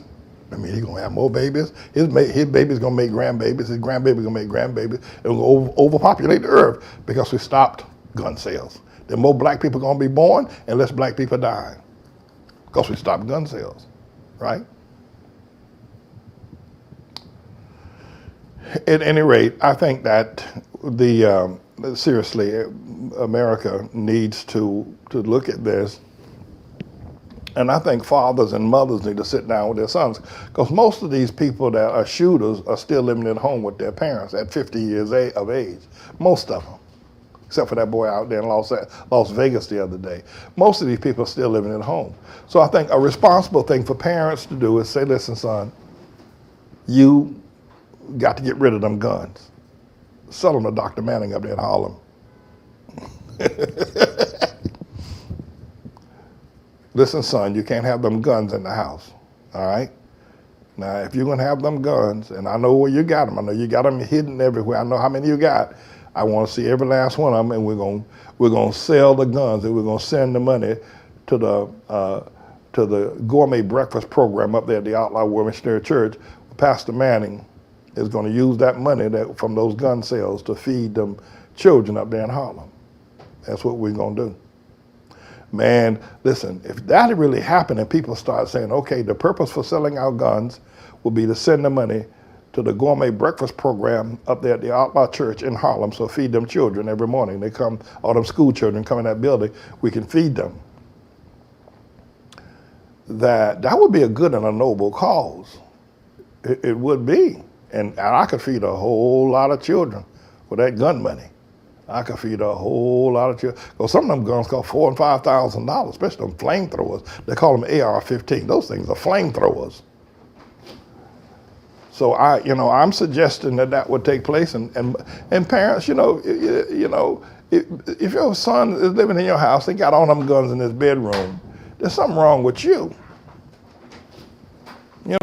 There's something wrong with you. I believe that when if they arrest the boy, they ought to arrest the parents too, as conspirators and co-conspirators to the mass killings. Well, this has got to stop. And you people that believe that somehow or another that the NRA is some sort of God-given righteous group You know, it's just a few people out there promoting that this is so significant, and the militia is and that the right to bear arms. And so there's a few people out there promoting, and they got plenty of money. They're spending plenty of money promoting this myth. It's not necessary, and even if it were, it's so. I mean, reasonable, logical, humane people would say, wait a minute. The bad about this outweighs the good, and the good is suffering because of the bad of this. And if I vote against the NRA and the NRA people can save one precious life, I'm talking to you now, because you NRA died in the war, right? You NRA, and you mad at me now because I'm saying all gun sales need to stop. But think about this for just a second. Think about this for just a second. If you would stand up and say, to hell with the NRA, all gun sales need to stop. If that you standing up and save one life of a father that can raise his children and his grandchildren, he will not be shot down. Or a 5-year-old little redhead boy, red hair, 5 years old, went to school that day looking to have fun with his friends, with his red hair. He went to school that day looking to have fun and just loves to go to school. His teacher likes him as the pet. He's only 5 years old. He went to school and a man and somebody came in and shot him in the head. Would you stop? Would you give up guns to save that one boy's life? Or would you say it's worth it for him to die so you can keep being a member of the NRA? Would you? Do you think that boy's life is worth more than your supporting of the NRA and these crooks that run the NRA? Now come on, and all these gun freaks. Isn't that redhead little boy who went to school that day to have fun with his friend? Isn't his life more important than that malarkey? You talk about a right to bear arms. Don't you think that boy's life? He has the right to live more than his right to live is more important than your right to bear arms? I mean, come on, let's get real about this. What the hell are y'all talking about out there? What the hell is it with y'all? What is it with y'all? I mean, how inhumane can y'all be? A 17-month-old baby was shot by this freak out there in Odessa, and a 15-year-old girl was 15 years old. Dead because you say we got my Second Amendment right. Your Second Amendment right shouldn't mean that people should lose their lives indiscriminately. What the hell is wrong with you? What's wrong with you? Your value system is twisted. You think like a bunch of savages. Well, I got it. And then the other thing is this is the real sick thing. So you say, well, I need a gun just in case somebody breaks into my house. Okay. I need a gun just in case somebody tries to rob me. Okay, all right. But why the hell do you need 15 guns? All you need is one. Why you got 15? And you got flamethrowers in your house as well. You got all kinds of guns. If you're going to stop one robber, why do you need 15 guns? Sick. Sick. Sick. So white people are sickness too. You don't need an AR-15, 12-gauge shotgun, 45s, Glock 9s, all that to stop somebody who's going to break into your house. You're lying. You're sick. And you need to go see a psychiatrist. You NRA, and you got a problem. You need to talk to Jesus. That's what you need. You need to talk to Jesus. I'm going to tell you, that redhead boy, that little boy with that red hair, who had that bullet rip half of his head off him up there in Sandy Hook, Jesus loved that boy. And you could stand up and say, well, I didn't pull the trigger, but I didn't give that boy who pulled the trigger the right to pull the trigger. His right to have a gun. You need to think about that. Meanwhile, Wayne LaPierre living in a $6 million house out there, and his wife, her beautician, flies around in a private plane. And hell, you can't get on the bus. You're scraping up money to buy gas. And Wayne LaPierre's wife, on your dues, is flying around. Not forget about her. Her cosmetologist, her makeup person is flying around in a private jet, living in the suites of the hotels, just so you put that makeup on that witch. And what she got to do with anything? She ain't the president of the NAACP. I mean, the NAACP. What the hell am I, the NAACP? The NRA. This is sick. It's white people sickness, I'll tell you that. There you go, racist again. Why can't you just, I mean, you know, if I said black people, I'm okay, right? Everything's good, it's all good, it's all good. If I say black people, I say white people, all of a sudden you gonna get your feathers and your panties all in a bunch. What's wrong with you?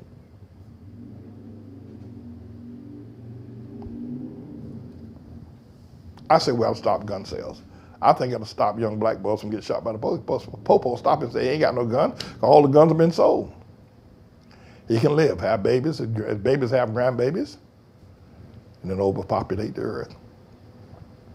And then we'll all die from starvation because there ain't no food. At any rate, everybody, it's time to end this gun business in America, and let's get on to something more humane. I'm James David Manning, everybody. Hate me if you like, but I'm the Lord's servant, and don't you ever forget it. That's what God said. That's what God said. That's what God said. That's what God said. My name is Adam, and I have acute B-cell lymphoblastic leukemia. It's a disease of the blood. Adam is a patient at St. Jude Children's Research Hospital. Miss Dale, she works here to save my life, and all these people do. For more than 50 years, St. Jude has been dedicated to finding cures for children fighting cancer.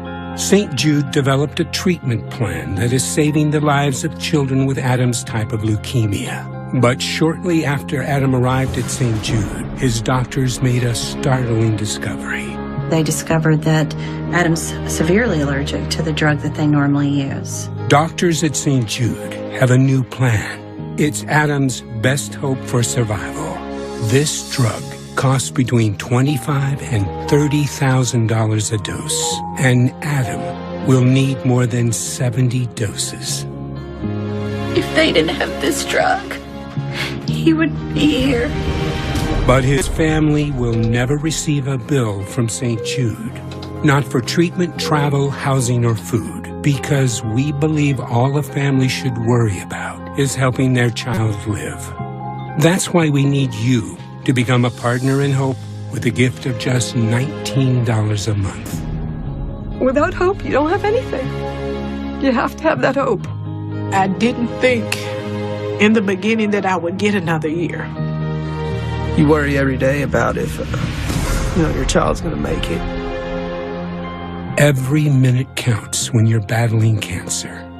It can happen to you. It can happen to anybody that you love. I have so much more life to live. Please call or go online right now. All right, so we've been watching over the last few days this hurricane that's ripping across the Caribbean Sea. It missed Puerto Rico. Thank God for that. I love Puerto Rico. I was down there, Bayamon, Caguas, San Juan. I spent some time down there studying the church in Puerto Rico, the Catholic church in Latin America, and had some good times down there in Puerto Rico, eating guava and rice and beans and doing all kinds of things, Puerto Rican type of stuff down there, guacamole, and sitting right there on San Juan and down the Atlantic Ocean. It was coming down there. When I was in Puerto Rico, it was in the January, and a big snowstorm hit New York, like 12 feet of snow, 7 feet of snow hit New York, right? I'm sitting there in a pair of short pants in Puerto Rico and reading the newspaper, daily news, all that snow up here in New York. Anyway, but it has hit the Bahamas, and the report so far is that 5 people are dead. I suspect that this storm has been just sitting over the Bahamas, the Grand Isle of Bahamas, for like the last 36 hours. I don't know if it has moved. With wind up to 140 miles per hour, wind gusts up to 175 miles per hour.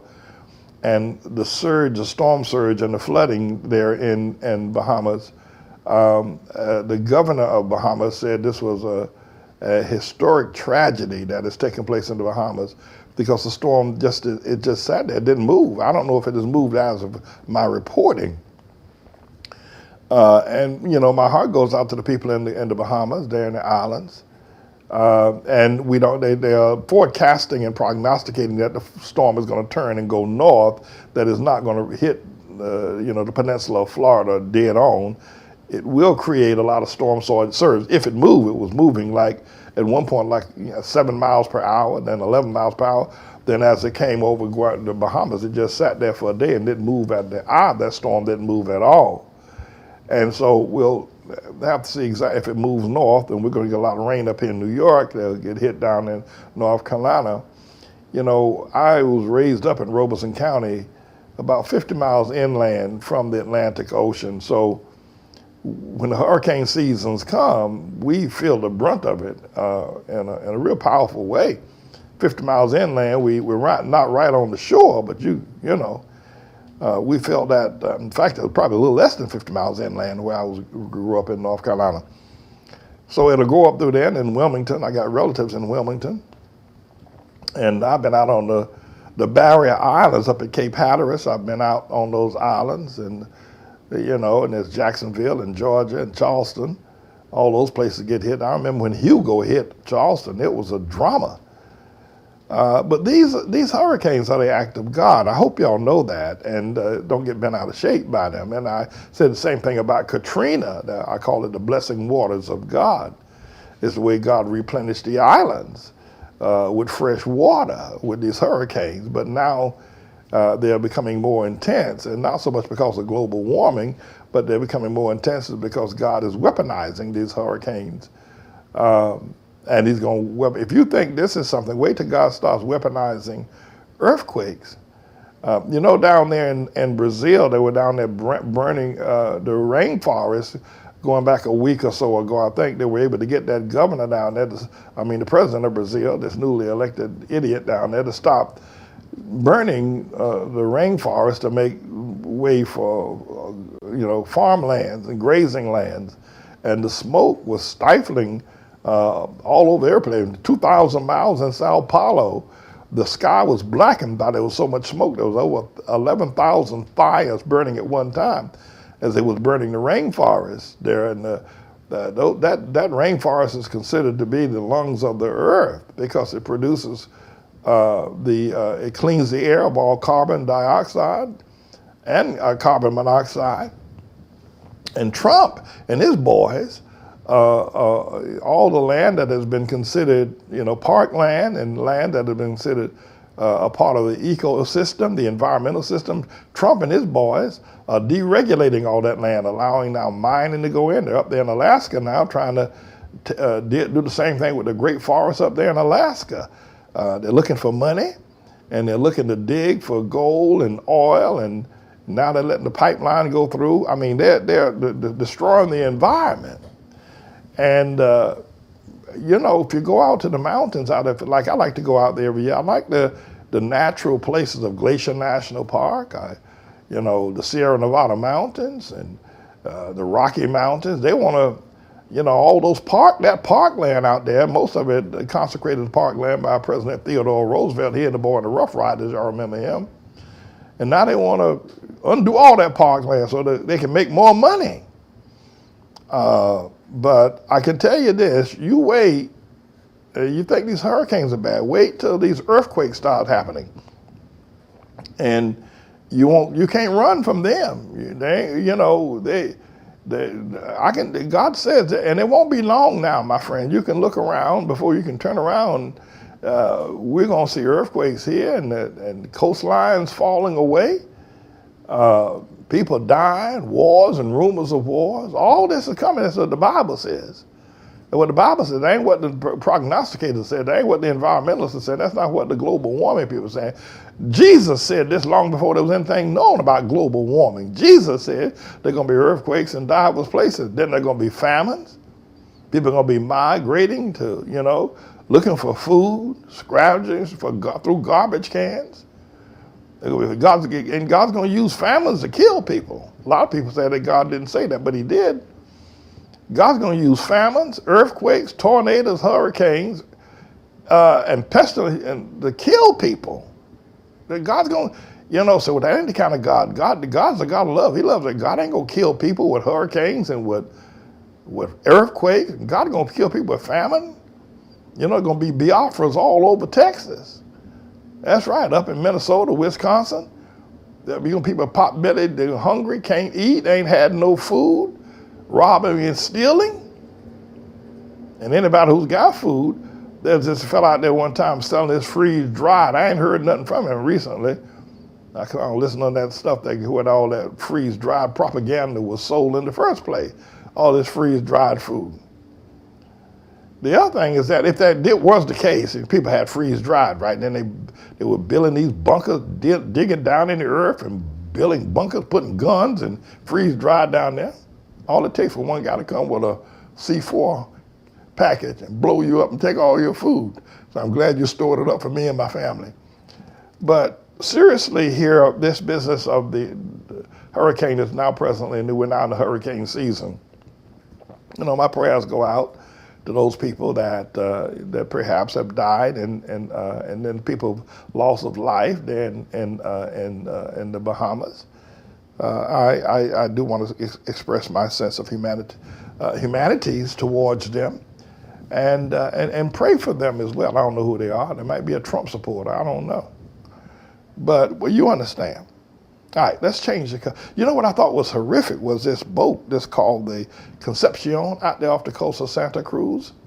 Was it Santa Cruz? Santa Cruz, out there in Los Angeles, out there, that went down Saturday night, that caught on fire.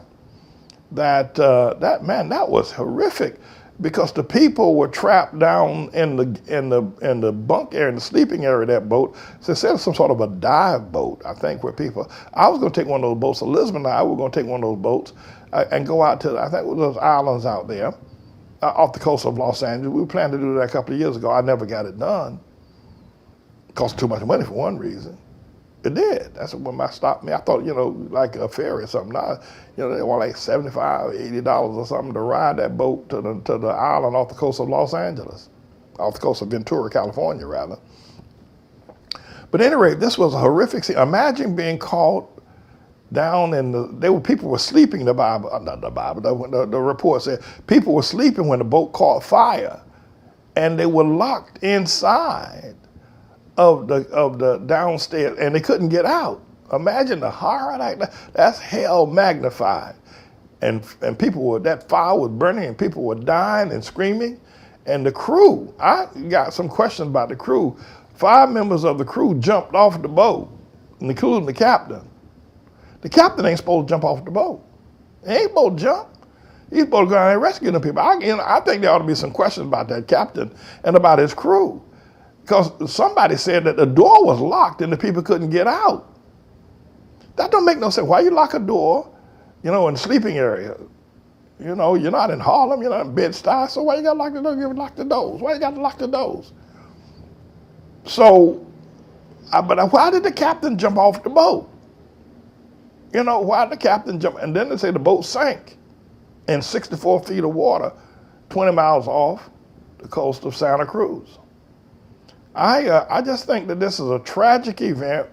People suffocated, burned to death, and couldn't get out. That must have been hell on wheels that happened. But I think this captain ought to be called, and the owner of that boat ought to be called into question to find out why this took place. And what were they, why did the fire happen? And why did the captain jump off the boat? To me, that doesn't seem like the kind of thing that an honorable person would do. But that's tragic. So you got a lot of tragic things happening this weekend. The biggest tragedy, of course, is the fact that Tribulation Trump was out there playing golf. I understand why he plays golf in the middle of the, the Bible, not the, why he keeps saying the Bible, Pastor man. Historians say that Nero, by the way, if you have been to Nero's restaurant down at Caesars, you're going to have a great time. The Bible said, historians said that Nero fiddled while Rome burned, right? And Tribulation Trump was playing golf yesterday while Hurricane Dorian was whacking. Look at that boy's stomach. My God, was he at 9 months pregnant? He's like he's carrying twins. My God, look at that boy. But Trump was playing golf yesterday while Hurricane Dorian was whacking the islands. You're not supposed to do that because it demonstrates a sense of that you don't really care. But I know why he did it, and I don't hold it against him because he's under a lot of pressure. I don't play golf, but they tell me, I used to be a caddy though I was in North Carolina. I used to eat I would caddy for these guys. I carried 2 bags, right? These things were heavy as I don't know what. Anyway, you get paid twice to carry two bags. And then they stop in and buy you boiled eggs, right? I used to like to eat those boiled eggs fresh. The grass was green, it smells good. In Pinehurst, North Carolina, it's the caddy. Make a lot of money too, by the way, as a caddy. I said, Pastor man, you've done a little bit of everything. No, I have. I'm a shoe shine boy, drive my grandfather bootlegging. I was a caddy. I done lost. I had to live. How do you think I made it to where I'm at now? It's in North Carolina. It was Jim Crow. It was poor people's time, poorer than poor. Anyway, I understand why Trump plays golf though, because he's so, that boy got so much stuff because he either play golf or commit suicide. Which would you rather, quite frankly?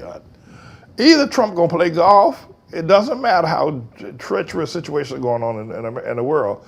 Trump has, if he get on that golf, this is of the how many days he's been president, he has been on the golf course 227 days he's been out on the golf course. That's almost a year on the golf course alone. I understand why he's doing it though. I mean, I understand that, he's under a lot of pressure, and a lot of people say that golf is very relaxing. It didn't relax me. I don't play the stuff. I ain't got no time swinging no stick at the little white ball. I don't see no sense in that. I don't see no sense at all. You put a ball on a little white stick, right? Little stick, right? You put the ball on the stick, on a little white, and you stick it in the ground, right? Then you back up, you wiggle your behind 2 times, and then you swing the stick and you hit the ball across the dog leg. That don't make no sense to me. I swear. I'm serious. I'm not trying to be funny. I have no idea why anybody on their right mind would want to do something as meaningless as that. But a lot of people love it. I mean, a lot of people love it. And a lot of people think it's cathartic that you go out there and it's like going to see a psychiatrist. Give me a bottle of wine, I'm just as good. Anyway, so I think that Joe Biden is not ready to run against Trump. I don't think what's wrong with Joe Biden? He was over there telling a story. He was telling a story about some fellow who said he didn't want him to pin the Medal of Honor on him or something like that. And he was telling out the wrong guy in Afghanistan. He was, I don't think he was lying. I think it's just, and Biden's not that old. He ain't that old. But I don't know if he's ready to be president. A lot of people, and I don't like Biden, quite frankly. If you ask me, you say, Pastor, we didn't ask you whether you like him or not. Well, I usually tell people, I usually tell you who I like and I don't like. You're used to that, right? You want to hear that. But I don't think that, Biden is supported mainly by Hamite people, old Hamite people, everybody over 50 years old who thought that Obama was God. They still think, a lot of people still think that Obama was Jesus. A lot of people still think it. And so because Biden was with Obama, that's why these people down there in South Carolina, all these Hamite people over 50 years of age, they have the controlling vote and they have the power to be able to put Biden back in office again. But I don't think Biden's ready to handle Tribulation Trump. But anybody can beat Trump though. Anybody can beat Trump. The fellow said that if a Trump supporter, he said that He said if Trump loses, he's going to vote for the homosexual guy. And they said, oh, you mean Pete Buttigieg? He said, no, Mike Pence. Okay. All right. Let's take a break. I think we deserve a break after this. No, it ain't going to take no break. Thank you for listening to the broadcast today. I pray that I didn't inflict myself upon you too much today. I did intend to inflict myself. It was my intent. And every time I say I pray, I don't, and I will not inflict myself. That means I'm going to stop inflicting myself upon you. So I intended to inflict myself upon you today. Now, I need to let you know that we got a large number of things happening at the Outlaw War Missionary Church. We're very excited. And I had one of our media people remove a very disgruntled old member. Well, I let him stay on for a while. I let him run his mouth for a while. I think he just won't listen to me every day. He's been out of the church now for about 4 or 5 years. He chimed back in. He's a Trump supporter now, right? So I let him stay because I figured, well, okay, if he's still listening to me, that's his problem. That ain't my problem. But he always got ugly things to say after he listens. My thing is, why you even listen to me? If you think I'm all that, why you listening? What you doing wasting 2 hours? I mean, I was preaching. I've been preaching for 2 hours. By the way, I don't mean to apologize to anybody. I certainly don't mean to disrupt the Holy Ghost. But for the last couple of Sabbaths, I've been preaching 2 hours. I don't know if I'm going to do that every Saturday. It is not my intent. I'm constrained by the Holy Ghost. Anyway, this guy listened to me preach for 2 hours. After 2 hours, he listened to me preach. Then he started saying the ugly things. I mean, why would you listen to somebody for 2 hours if you don't like them? I mean, I don't listen to Elizabeth for 2 hours. And I love her. After about 4 or 5 minutes, okay, I got to go. I got to go. I got to go. I'm going somewhere. Anyway, so I had this guy removed. But here, my thing is this: I said, listen, these guys are still listening to me. So maybe you're one of the persons that you can't contact me anymore because I dumped you several years ago, or you dumped me, or we've been having bad spirit, right? I understand that. But I'm the Lord's servant. I'm the Lord's servant. And I'm telling the truth. You know that, right? So that's why you still listen. Okay, all right. You might want to reunite. I don't know if that's possible. Mainly because the Lord is starting something. It may have been possible a couple of months ago, but the Lord is starting something new in our ministry now called New Wine. But, you can always keep listening and see what the Lord will do. And you can send an offering. You can always do that. Send a peace offering. And if you do that, at least you're carrying your own weight. Because the other thing I know and I know doggone well you know this, that when you were bringing your tithes and offerings to the church, God was blessing you with your nappy head self. And you know it. And you ain't never been to find, you done been out there and you can't find no church you can't find no pastor like Pastor Manny. You can't find no church like Outlaw. You can't find no place where love and the Spirit of God, and you've been looking all over, went over there, you even started listening to Joyce Meyer for crying out loud, trying to find something. Can't find nothing. You done visited this church, that church, you left and you joined some other church, went on to join some hillbillies church down there, and there ain't nothing going on there. Guy playing the guitar and chewing tobacco. But he ain't Pastor Manning. You ain't found nothing.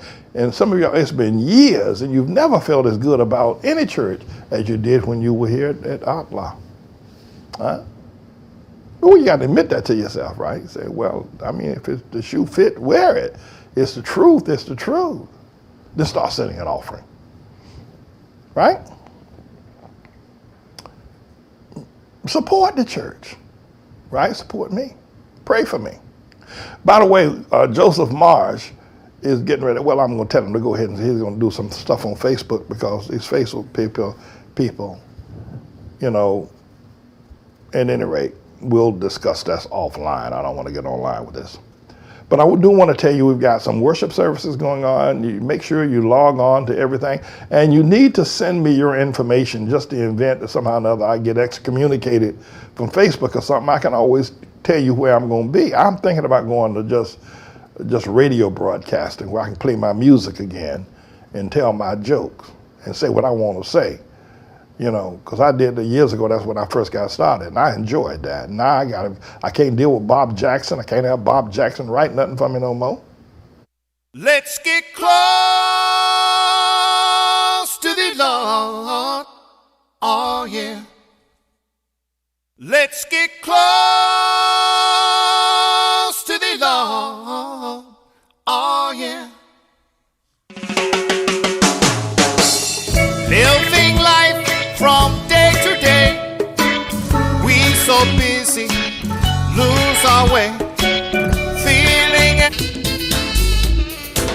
makes my world go round. Set my feet on hold. Welcome everybody to the Manning Report. I am he, the quintessential American, Captain James David Righteous Rebel Manning. How's everybody doing? Well, we're at the back end of the summer, getting ready to try to make his exit, and fall's going to try to jump all over every place up here in the Big Apple, but we still got a few more days. 86 degrees, possibly 87 degrees today, the Big Apple. That's July weather, man. So at any rate, we got a lot of things to cover. That Hurricane Dorian is still kicking up a lot of wind and rain, and you know, storm surge is down there on the east coast of Florida, the peninsula.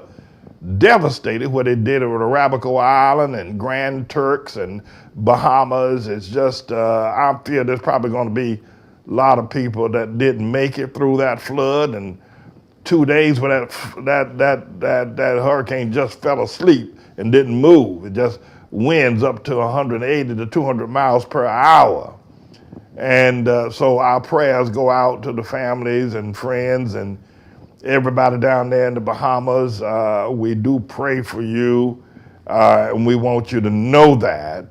And prayers is what we believe is what's necessary.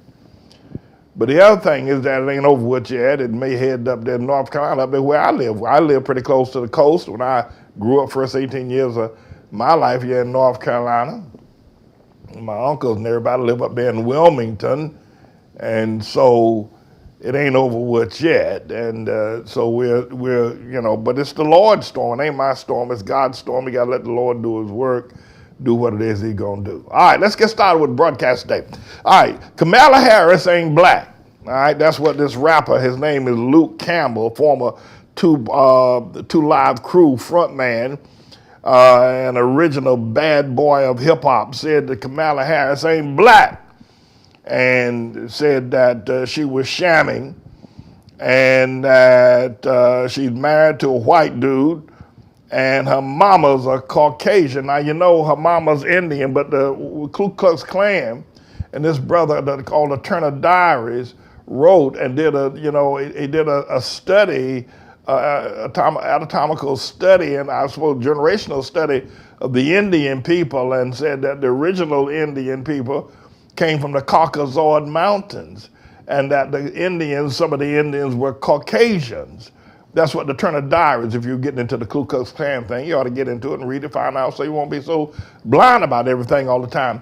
Said that Kamala Harris's mama was a Caucasian. Now they've infused a lot of their blood. The Caucasian Indians over there in Punjab land have infused a lot of their blood with the Hamites and with the Canaanites, and that they're now mainly just black people. But no, so her mama is white, and she's married to a white man. So this rapper Luke Campbell fired off on Kamala Harris and said she wasn't black.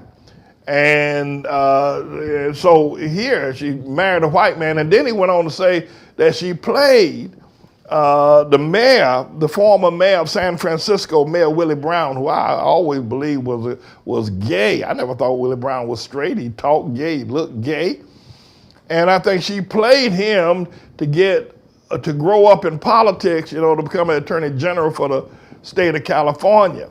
I want to tell you something also, that black people are the most racist people on planet Earth. And I'm going to flesh that out for you. And the thing I'm concerned about is that Luke Campbell said this about Kamala Harris. He stomped down right. She ain't black. She's shamming. She's using blackness. Her mama ain't black. Her husband ain't black. And she's using blackness to try to win the presidency, which is the same thing that Barack Hussein Obama, and that's where I want to go today. You know, Obama ain't black either. And Obama is slicking around here now with, after he done had 4 years of the presidency, and he became president, running that he's black. But he ain't black. His mama was white. The same way Kamala Harris ain't black. But Kamala Harris has doubled down on it. Not only is her mama white, but she married a white man. And you ask what's wrong with the brothers. You know, why couldn't you marry a brother? Why? What's wrong? Brothers can't get why you go looking over yonder for, but then you say, Pastor, man, you're a racist. No, let me tell you something. I'm not a racist. I'm just telling you the woman married to a white man. I didn't marry. I didn't tell her to marry him. But I would say something to you about black people, how racist black people are. Because Obama wasn't black either. So I want to know why Luke Campbell, Jay-Z, and all these other rappers didn't point out that Obama wasn't black. His mama's white. He got a white mama. Her name was Stanley Ann Dunham. His mama, Miss Ann. His mama was white. And the Jews will tell you, and the Bible will back it up. If your mama's white, you white. Your mama's baby, daddy's maybe. If the Bible will tell you, if your mama white, you white. That's just all there is to it. Don't care who the daddy is. If your mama white, Obama's white. And he played the black card. And I'll tell you something else as well about racist black people. I'll tell you one other thing about these racist black people. You know, everybody knew Obama when he started running, as he was a senator out there from Illinois, threw his hat in the ring, and Hillary Clinton was on her way to becoming, the first woman president.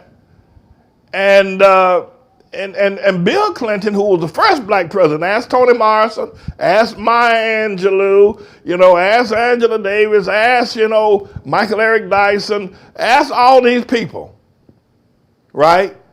They will tell you, it's all in the history books, that Bill Clinton, back at the start of 1992, I think it was, 94, was the first black president. That Bill Clinton did more for black, that Bill Clinton was blacker than Sammy Davis Jr., that Bill Clinton was the blackest president that black people ever, and everybody accepted it. Everybody just went along with it because everybody believed it. Bill Clinton did things, talked black, hung out with black people, ate pork chops, and knew what chitlin was.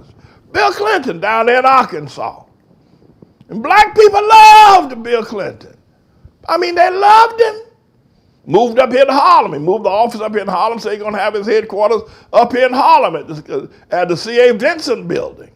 Bill Clinton, and then his wife, Hillary Clinton, I'm showing you how racist black, I'm going to tell you something, black people is phonier than a $3 bill and a quarter. Or a 23-cent piece. Black people, the most racist people, I'm hypocrites. Black people. Black people should never call nobody racist. They should take down that Black Lives Matter business that they're doing. They're the biggest hypocrites. And let me tell you what I mean by that. First of all, Kamala Harris ain't black. I'm glad Luke Campbell said it. But you're going to hear me say a little bit later on, somebody got the boy to change his mind. But Luke Campbell can change his mind and turn it into a about face on Kamala Harris all they want. He can't change the fact that woman married to a white man and her mama's white. But somebody told him, don't do that because it's going to. The reason why Luke Campbell went ahead and had a private telephone conversation with Kamala Harris, it wasn't because Kamala Harris called him or he called her, but the black racists and the NAACP and the Urban League and all these black Democrats got together and said, listen, Luke, because you got a big name. Luke, if you run around here and start pointing out the truth, which is the truth, that Kamala Harris ain't black, somebody gonna figure out that hell, Obama wasn't black either. Now, you're going to have to figure out what you're going to do, Luke Campbell. Because if you keep persisting with the truth that Kamala Harris ain't black, somebody going to get smart enough to figure out that Obama ain't black. We still ain't had no black president. We still ain't had no, hell, I'm going to run for president. But the first time you're going to have one going to be me. Obama ain't black, and they're going to figure it out. So they told Luke Campbell, man, slow down on this one. Take us, slow down, because we ain't asked you to change your opinion or morality or your ethics or nothing. But Luke, if you keep pointing out the truth that Kamala Harris ain't black, everybody going to know that Obama ain't black either. So what's up? Yeah, we ain't had no black president yet. We ain't had no black president. We ain't had no woman president. All the presidents have been rednecks. Well, maybe not rednecks, but So, but let me tell y'all about these racist black people, especially these one that joined these I call them pensionados Negroes. They talk like this, black people got big lips. That's just all they do. There ain't not more lips to kiss you with, baby, that's all. More lips to cool the soup with, that's all. There's nothing wrong with that. I got more lips. White people got longer hair. What do you want me to do? So black people got these big lips. So when the air flows over the black, the man talking on the phone, you can't see his face. You know he's black because the way his voice sounds black, because he got big lips. But so black folk, right, who don't want to seem black, right, who want to be white like Kamala Harris, they talk like this. And it's reasonably understood that the reasonable and reasonable, and their systematic racism has been a part of the entire process since the Dixiecrats. They pinch their nose so they sound white. Anyway, so Hillary Clinton was running for president. All black people were with her. Everybody black was with her. Everybody black was with her till Obama announced his presidency. And Lord have mercy. I'm going to tell you something. Don't trust black people either.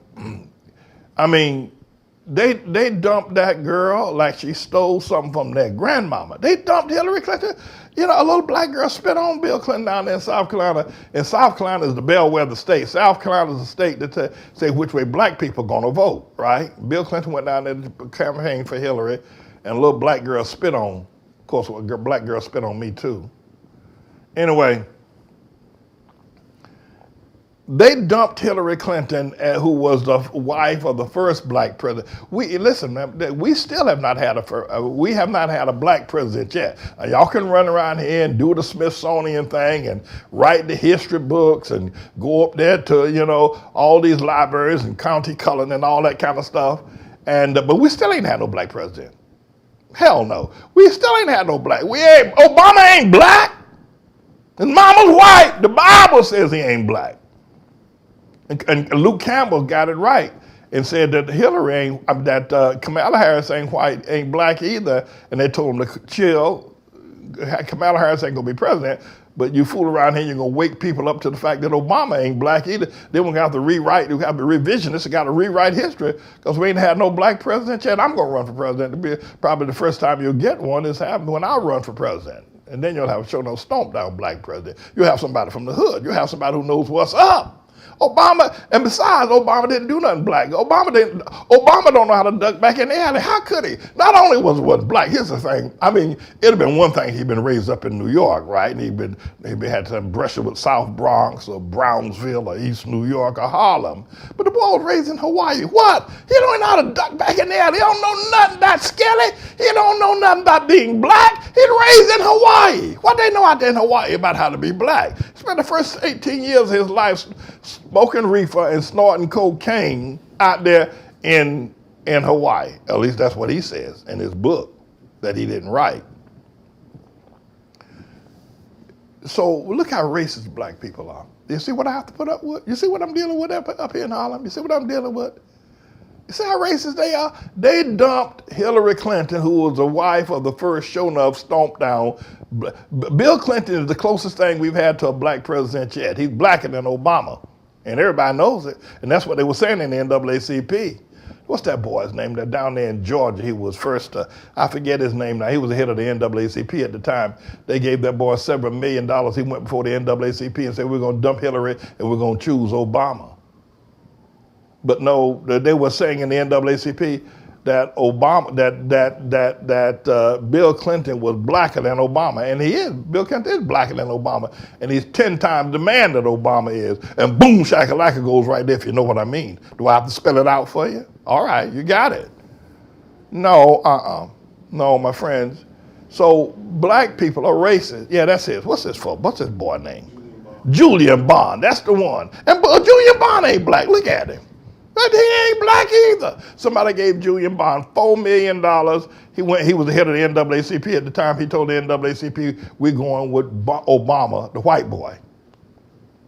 Anyway, so you see how racist black people are. You see what I have to put up with about. You see I have to survive this every day because I'm in Harlem. You know that, right? I have to survive this every day. And this racism is just unprecedented, that black people turned on Hillary Clinton like that. And then when she was running against Tribulation Trump, they turned on her again, talking about she's mean Hillary, you know, and one thing after the other, that we ain't gonna vote for her. Well, she was mad with them because what they did to her the first time around with Obama. But I can tell you this, that Kamala Harris ain't black. Obama ain't black. So let's get the record straight. We still have not had a black president, all right? Let's get that straight. But black people are hypocrites. You know, I mean, they are the big, and you don't know nobody as big a racist as black people. I mean, and you got black folk on your case as a racist. You got something to deal with. And I have to deal with it every day. I have to deal with the fact that I pointed out, and I pointed out, and I put up on the announcement board, Obama wasn't black and Mama was white, and all the black people turned against me.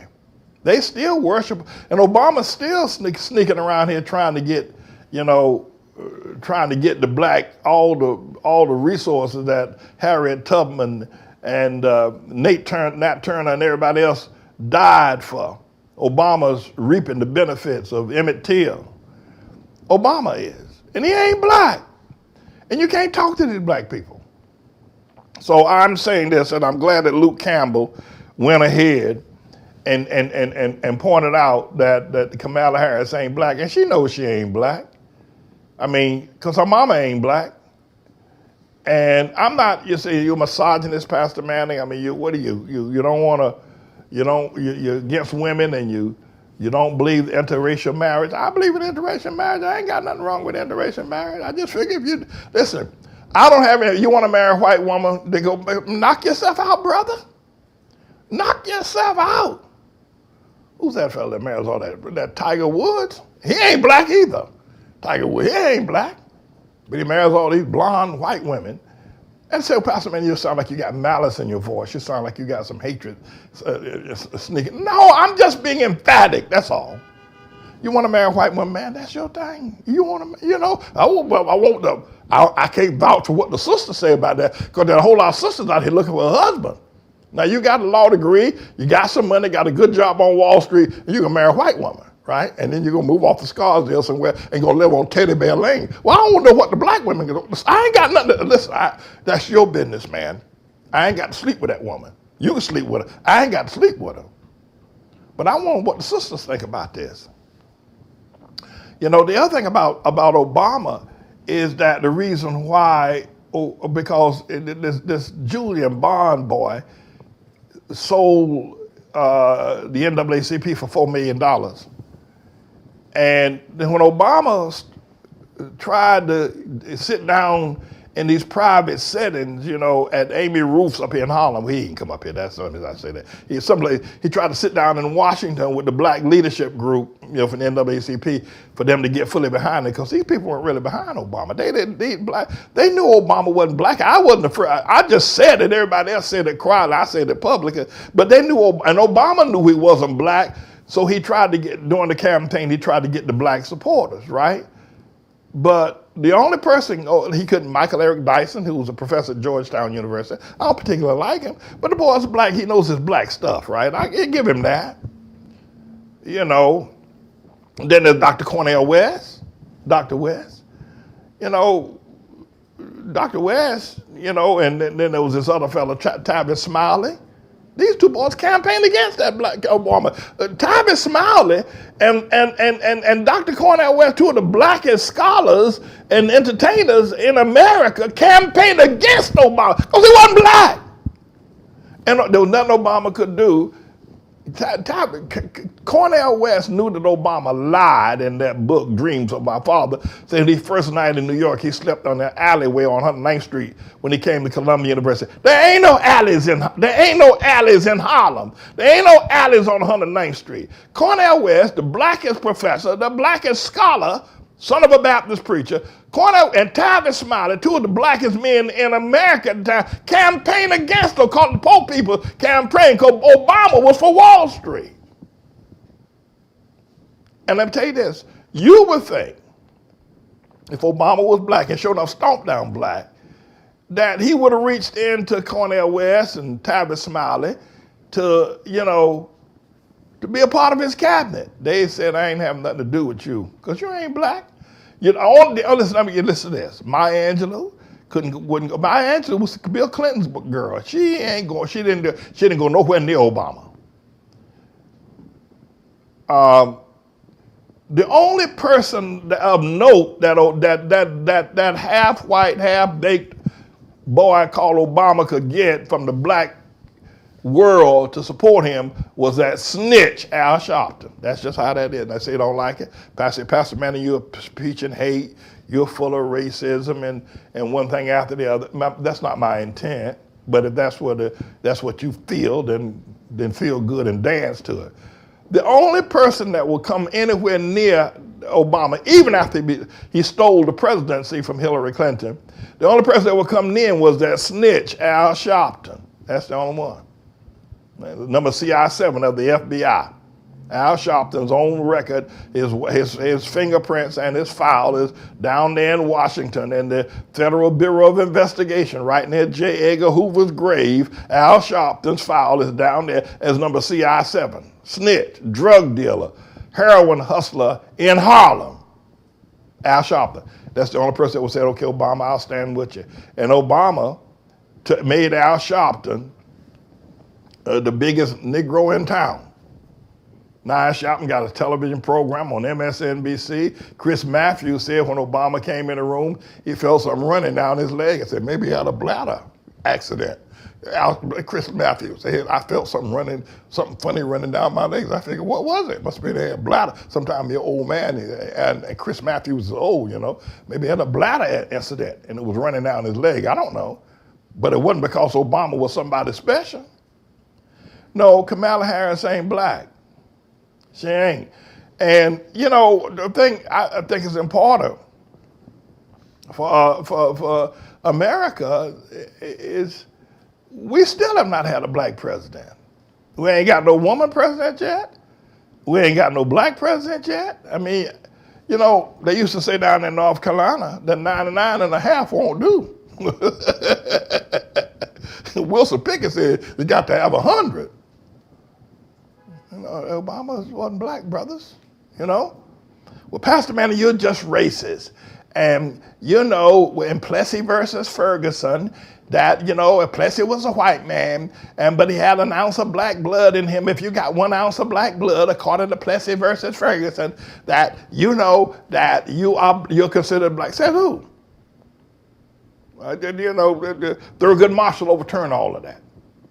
It was a faulty court ruling in the first place. Brought about Jim Crow, had y'all sitting on the back of the airplane. By the way, it's safest back there too. I don't know if y'all know about that. Try to get on the back of the plane. Don't be getting the first class. You'll be the first to die. Anyway, well, Plessy versus Ferguson. What about Brown versus the Board of Education? Separate but equal. No, So we have not had a black president as of yet. So I've been up here and why is this important? Well, I'm glad I saw this article about this Luke Campbell boy. But now it says that, but the story of Campbell's about face isn't so simple. It's a window into how Harris is working to align skepticism, LA skepticism about her among African Americans, particularly black men who worry of her background. Plus, Kamala Harris put more black people in jail out there in California than Rudy Giuliani did up here in New York when she was the state attorney general. That woman she put them in, if they had a thumbnail full of marijuana, she put them in jail. She was climbing up the ladder, and she knew the best way to do it was to step on black people. You know, black people smoke dope, can't make bail, running around, ain't got no sense. She put them all in jail. I mean, that woman persecuted, and then when the man was considered to be not guilty on death row, she wouldn't let him off. Kamala Harris. Talisa Gabbard told her that right there on one of the debates that they had with the Democrat Party. Talisa Gabbard told her what she did to black. She treated black people like she was a member of the Ku Klux Klan. I mean, you would have gotten more mercy from George Wallace when Kamala Harris was Attorney General during the state of California. And I'm not against, I'm just telling you how racist black people are. And Obama, there was a girl down there in South Carolina talking about Obama gonna pay her gas bill, her cell phone. He did give black people cell phones. He did do that. I'll have to give him that. I said he didn't do anything. Let me take that back. He did give black people free cell phones. You couldn't get the internet on them, but at least you could text, from jail. Perhaps, and he raised the food stamp. You can get more food stamp money, right? And but other than that, the only thing he did something was for the gay people, and it changed. But here, this guy Luke Campbell changed his mind, and he's now trying to say, well, maybe I made a mistake. No, you ain't made no mistake, Luke. Go back to your original position, and we need to be clear about this, that Kamala Harris, I don't think she's going to be president anyway. But when we going to run a stomp down black man for president? When we going to run a stomp down man? They ran Alan Keyes, or at least Alan Keyes jumped out there, but he was Republican, and black people don't like Republicans. I don't know if Alan Keyes was stomped down, but he was black. He talked like he was white, though. That boy, God, Lord have mercy. And it talked like he was a computer or something. Talked so fast, you know what he was talking about. His eyes were rolling back and forth. Alan Keyes, y'all remember him? Lord, Elizabeth asked me, what happened to him? I don't know. He just dropped off the scene. Jesse Jackson ran for president in 1984. He did. I told people to vote for Jesse back in 1984. That's before I had this sense. He didn't make it either. Al Sharpton ran a few years later. Al Sharpton. Imagine this, a snitch, right? And on the FBI. So I think it's important that we recognize that we still have not had a black president. So what you black people gonna do? Well, I think that Pastor Manning is against our first black president. Pastor Manning is a racist, and we have come too far in the struggle, and we've had Fannie Lou Hamer, and we've just come too far, and the Lord has sent us a black man to be president. Who did he send? Well, I know that Obama has a white mama, but you have to forgive, and you have to look at the big picture. You have to, all right, okay, let's say, for instance, I'm willing to say, okay, Obama's black because I can't say that because I ain't going to lie to myself now. I ain't going to lie to myself. I ain't going to lie on the Bible. The Bible says you got a white mama, you white. But let's say I still wouldn't say, then that don't make him black. Where do I go from there? You won't leave me no wiggle room. There ain't nowhere to go unless I'm a stomped down racist hypocrite. And, if Black Lives Matter, then don't black women matter? If Black Lives Matter, then you want to have a black president from a black woman. You want her to come from the womb of a black woman. You want her to come out from between. If Black lives matter, then white women and white mothers, blah, blah, blah, blah, blah, blah. If Black lives matter, then black mothers ought to matter. Let me get that straight. Let me back that up. Let me hack it up. If Black lives matter, then black women ought to matter. If you're going to have a black president, then they ought to come out from between the feet of a black woman. If Black lives matter, but you're hypocrites. Black lives don't matter. The boy's mama's white. Well, I thought black lives matter. I thought it was blackness that mattered. Black lives don't matter. You're just a bunch of hypocrites trying to raise money. Black lives matter. The boy got a white mama. What about Shirley Chisholm? Why couldn't that be? What about Dr. King? And by the way, why didn't Obama call Bernice King, who's a black woman, right? Oh, daughter of Dr. King, probably one of the saintest of King's children, Martin King Jr. Dexter is out there in California as a playboy or something. I don't know what Dexter's doing. Why didn't Obama bring some, at least make, one of the King children something in his case? He didn't make them nothing. You know why? Bernice King could talk better than Obama. Bernice King is black. Dr. King's daughter. He didn't, but I don't think they want to have anything to do with him either. And so here I'll tell you this. I'm going ahead and tell you because I figure we're friends and I can talk to you and you understand. Here I'm up here in Harlem, right? I got the truth. I'm up here in Harlem with it used to be all black people. Now it's all gay people, and mainly gay black people and gay white people. But here I'm up in Harlem, right?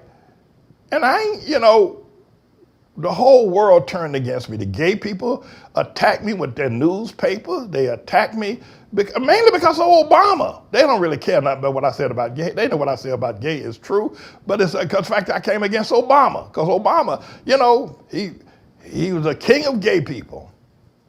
So I'm up here, I'm trying to make my case here today. So I figure if this rapper, Luke Campbell, maybe some of the young people are listening to me, this is hard for young people to hear, and hard for black people to hear, but when Luke Campbell says it, they got to turn around, and why don't Jay-Z say it? Hell, why don't Beyonce say that Kamala Harris ain't black? Why don't they say it? They ain't gonna say it, because the Jews that support them, give them all that money, we yank their food stamp card. Next thing you know, Jay-Z be sleeping down on the bar somewhere, and Beyonce be dancing in a strip joint. They fool around and make the Jews mad with them, and everybody knows it. Well, hell, everybody knows it. Luke Campbell knows it too. They all know it. That's where they get that money from. I don't care if they billionaire my foot. You make them Jewish bankers mad with them. You see how quick they be billionaires. Or cutting their record. They ain't getting no record deal. They ain't getting on television. So I guess I'm appealing to y'all. You see what I'm saying? I've been standing tall now for the last 12 years with this Obama thing, right? I'm still here, and praise God, some of y'all stood with me. But I can tell you, and a lot of white people dumped me when I came against Tribulation Trump. But if you're gonna understand how to help black folk, you gotta understand they racist. But they crazy racist, right? Uh-oh, this is gonna get me in trouble, because I should have ended this talk 5 minutes ago. Black people are white people worshipers. Somebody told me, I don't know who it was, I forget now. Somebody told me the reason why we ain't never had no black person as president, because black people don't want no show enough stomp down black man. But if you got a white mama, well, hell, that makes you different. You see what I'm saying? And that's why these white people marry, that's why these black people marry all these white women. Of course, I'm not sure who Cornel West is married to. And Al Sharpton probably got white boyfriends. Yeah. So when I deal with black folk, they call me the race, but I'm not. They're the ones that bow down at the trough over the white man. They're the one that, so when we're going to have our first black president? All right.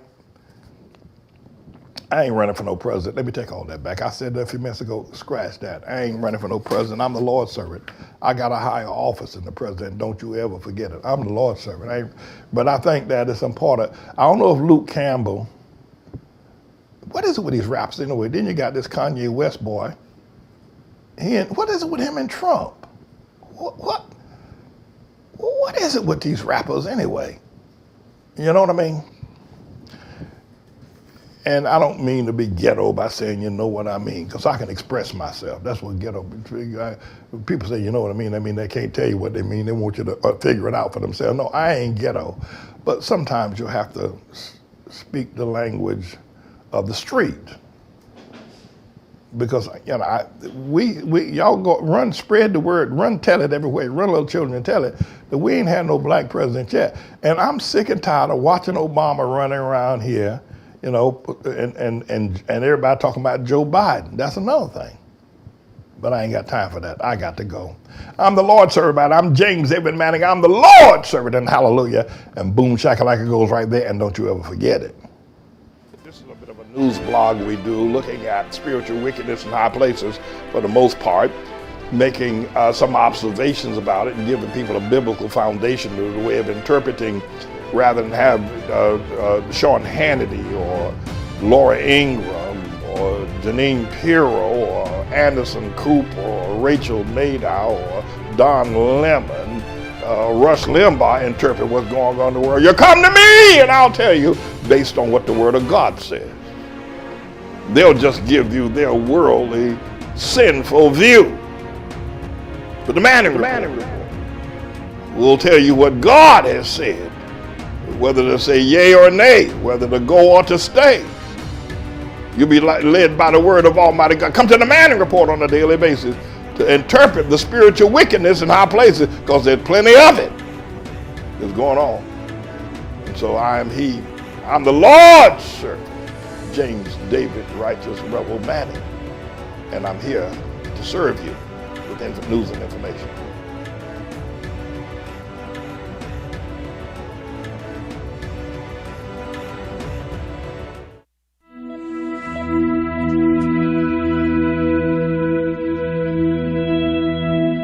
My name is Maura and I have leukemia. It's a type of cancer that kids get. It was shocking to hear that she had leukemia. And, at that moment, like the whole world just stops. Every hour, somewhere in the United States, a child like Maura is diagnosed with cancer.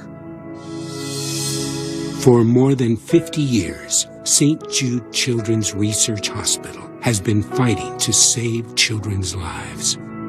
And with a gift of just $19 a month, you can join the fight. I got sick really bad and, you have to take medicine to beat the cancer.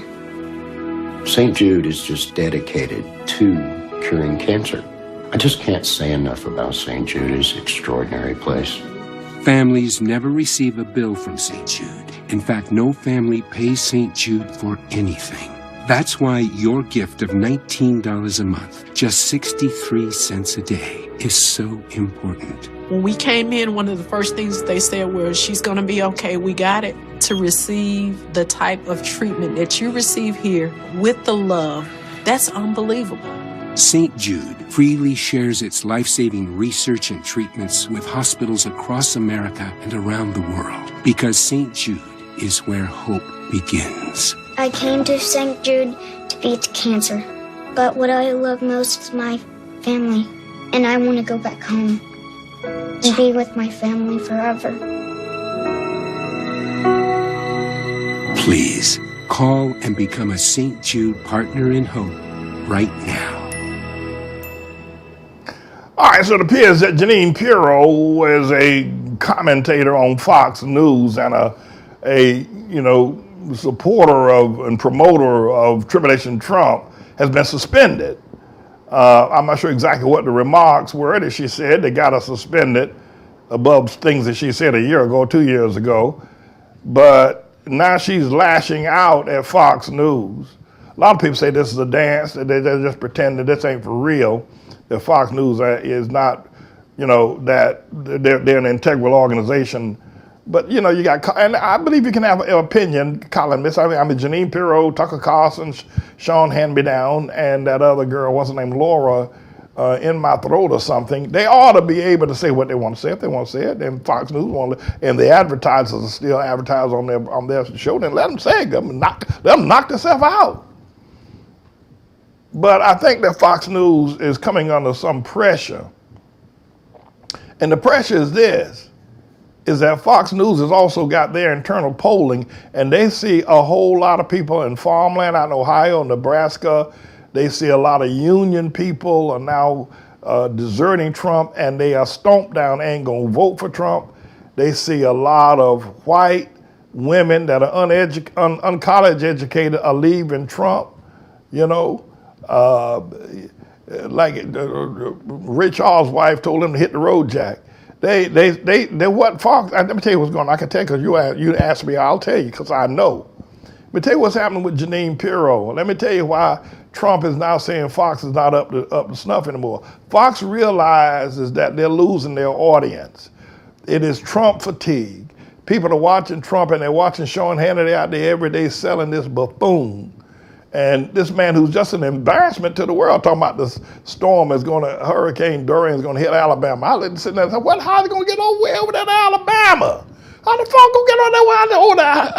How the storm going to get into Alabama? Trump talking about, yeah, it's going to, we got to worry about Alabama. What the? You know, so people are tired of watching it out there on the golf course. They've had enough. And Fox News knows that Trump's audience ain't what it used to be, and they also know that their audience is weaker as well. There are a lot of people, the people that you can figure this out because you're pretty smart, right? I know you're smart. Yeah, here's the deal. If the farm workers, you know, the soybean growers, right, all those people out there in Midwest, the corn growers, and Trump has rolled back the ethanol rules, so they can't sell corn. The ethanol plants are closing down, you know, and then the carbon monoxide is growing up in the air. These people are not going to vote for Trump. The soybean farmer out in Ohio and Nebraska, I'm getting to Jeanine Pirro. Why are you rushing me? Hold your horses, homeboy. I'm going to bring up Jeanine Pirro. I'm going to show you something in just a second.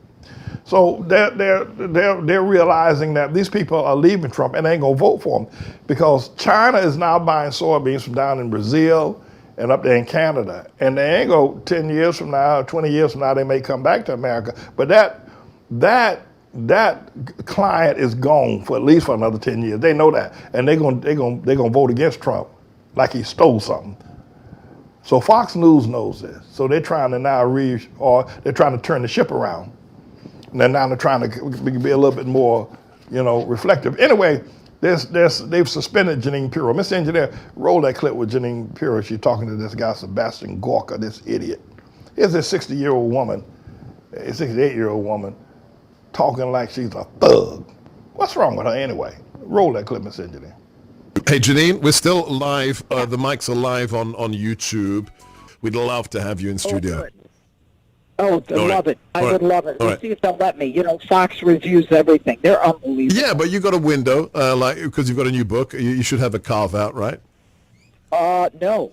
They are still saying you cannot do Bill O'Reilly, you cannot do Newsmax, you cannot do... Oh, no. That's a shame. You know what? They suspended me, and I'm not going to get fired. You know, I'm worried that suspension was the basis to tee up for anything I do wrong to fire me. Keep doing what you do. Keep doing what you do. You know, Sebastian, you can talk that talk if you want, but Jeanine knows that the die is cast. You know, that Fox is turning their ship around. They realize that, and not that it would become all of a sudden become an ethical journalist organization. That's not the case at all. But they recognize right now which side their bread is buttered on. And Trump is losing. I mean, Trump's real support may be down somewhere around, 20, 25%. There's still people out there that said they like him, and they figure that maybe there's the FBI tapping their phone. So you still got 35 to 40% of people said they'll vote for him, but they lying. They lying. They ain't gonna vote for Trump. Why would they? Trump promised to bring jobs back to the Midwest. He promised to bring manufacturing back. The Lordstown plant closed. The Cary air conditioner moved down to Mexico. He said he's going to build a wall, make the Mexicans pay for it. Now he's making flood victims, and he still ain't built the wall. He's taking money from flood victims. He's locking up babies. You know, they're closing down plants all over Indiana. You know, they said they're going to build a big Raytheon plant up there in Wisconsin. That didn't happen. You know, and rather than factories just slowing down, they're contracting. They're laying off people. Towns are being shut down. The opioid crisis is going crazy. He's trying to sell his golf courses to the State Department, and people just look at that and say, "Wait a minute. Well, wait a minute. We ain't that crazy." And so they ain't gonna vote for him. Plus, you know, Scaramucci's out there now saying the man's mental health needs to be examined. My problem is that Scaramucci, somebody should have examined you when you were up there lying for him, and you knew the boy was crazy then, or at least maybe had mental conditions. You know, So what's going on here with this whole business of Fox and we'll see what Brian Kilmeade gonna do and Fox and Friends, because anytime Trump got something he want to say, he tweets or he calls into Fox News. But Fox audience is not as strong as it used to be. It's just they're losing people, and the bottom line is at stake here.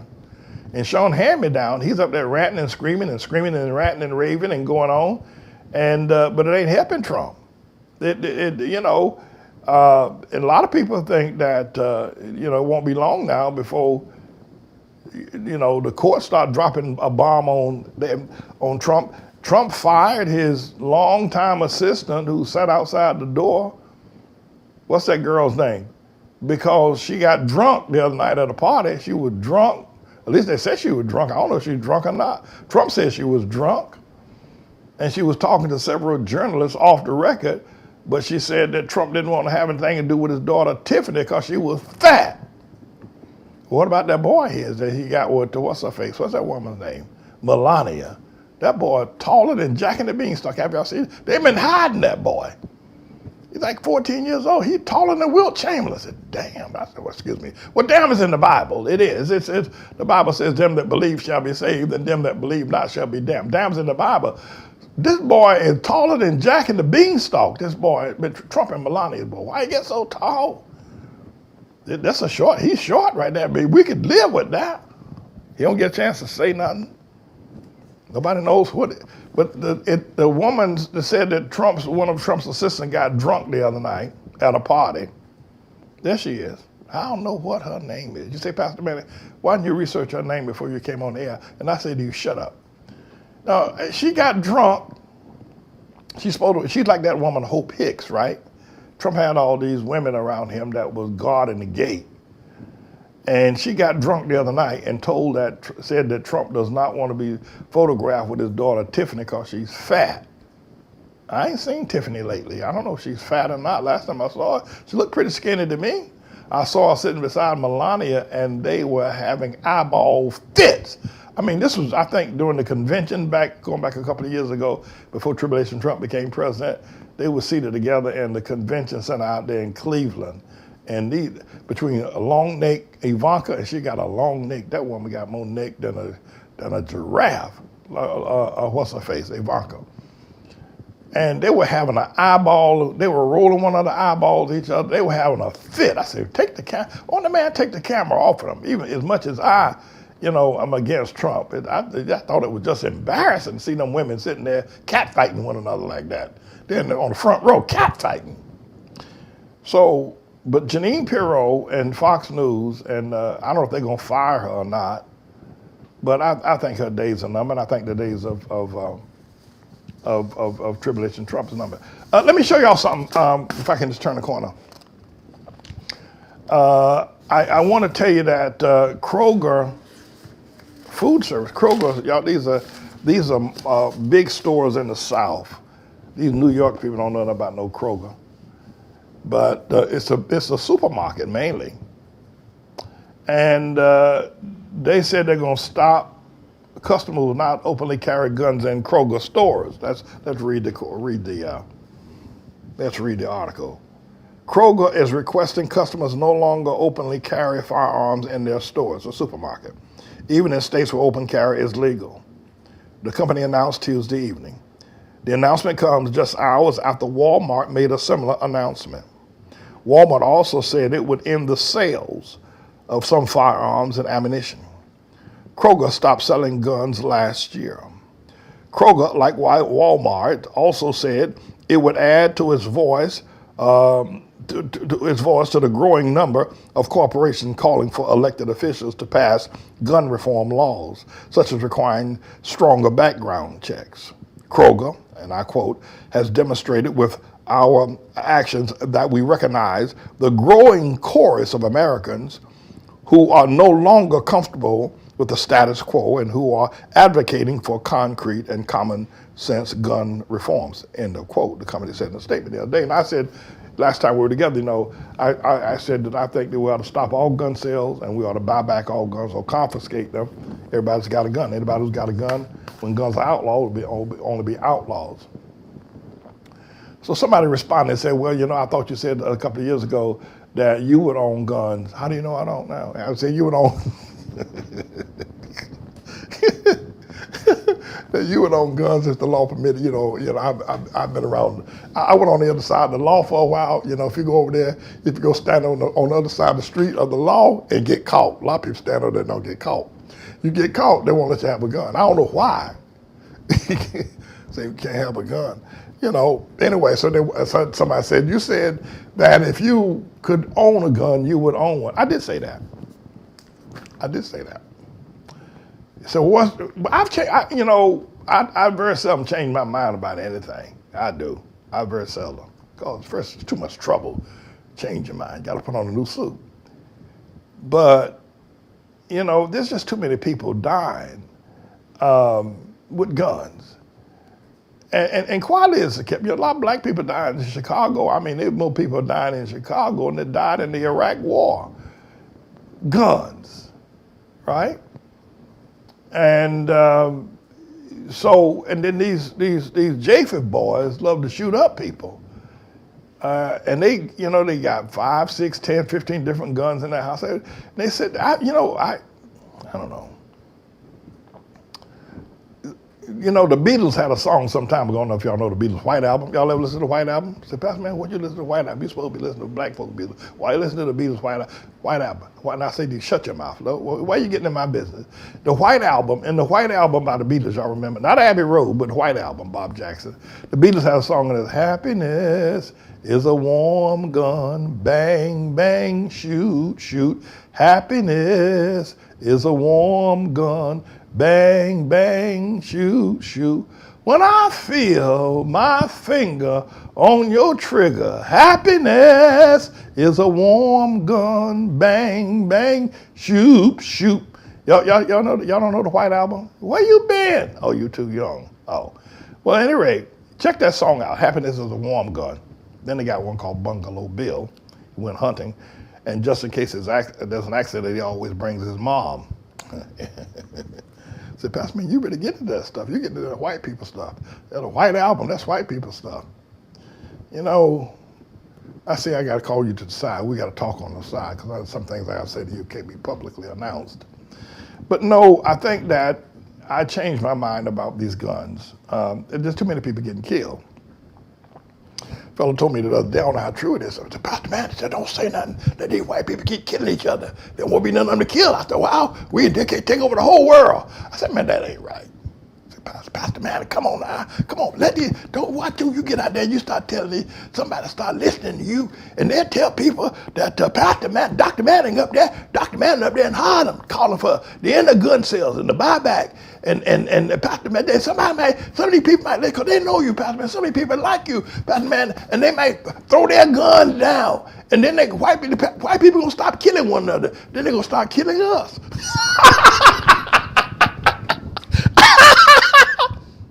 Somebody said that to me, right?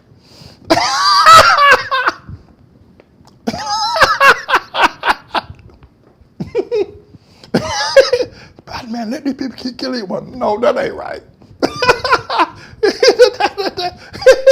I let them keep killing one another. Well, what about you said about that out there in Chicago when they killed the judgment of the law? The judgment of the law. So let these white people keep killing each other. No, I'm gonna do what's right. So Kroger said, y'all ever been to Kroger? Go down south. You see these Kroger stores are everywhere. They got some good food in the Kroger stores too. And then they said they're going to stop selling assault-style weapons, flamethrowers, handguns. I think that's a good thing. I think America needs to be gun-free. There's two things that bother me quite a bit, and I'll tell you because it really ticks me off. And very few things ticks me off, but these two tick me off. One is gun rights, the other is gay rights. You know what I mean? Which one? I don't know which one gets me more angry, the gay rights or the gun rights. No, I do. I know what gets me angrier. It's the gay rights. These people, they're worse than gun totas, the gay rights. These, and they moved up here in Harlem now. I don't know why they came up here, but I do know they came up because Obama came up here. But they want rights to violate God's word and throw you in prison if you don't agree with the violation of God's word. If you don't agree with, that man would marry man and woman marry woman, if you don't agree with it, they want you to go to jail. And they have been fighting against. I announced the other day, we whooped their behind. We whooped the gay off of these gay people. We whooped the alphabets off of these people. We whooped them. They didn't know whether they were Z's or B's. They didn't know. By the time I whooped their behind. So they marched against us. They did. Stood outside our church in the rain. Marching around our church talking about we shall overcome man. And what? I whooped the living daylight, and wrote articles, newspaper articles, tried to lied on me too. Anyway, so these gun rights and gay rights, I think two things that America needs to get rid of. I do. I am absolutely, both of them, the people who think they have a right to be gay are just as belligerent as the people who think they have a right to bear guns. And y'all ain't gonna like this, and they may even review me on Facebook for this, but I'm gonna tell y'all something. The Parkland High School shooting, the Sandy Hook shooting, and can I say something to y'all? Because I figure we friends. That boy that walked into Sandy Hook and killed them little babies up there with that gun, that flamethrower, the AR-15, that was an awful thing he did and destroyed the lives of those children. But and then they went down there to Parkland High School, and that boy went down there, and the police were scared to go in there. That Parkland High School went down there to Parkland High School in Florida and killed them children down there in Parkland High School. But can I say something to you?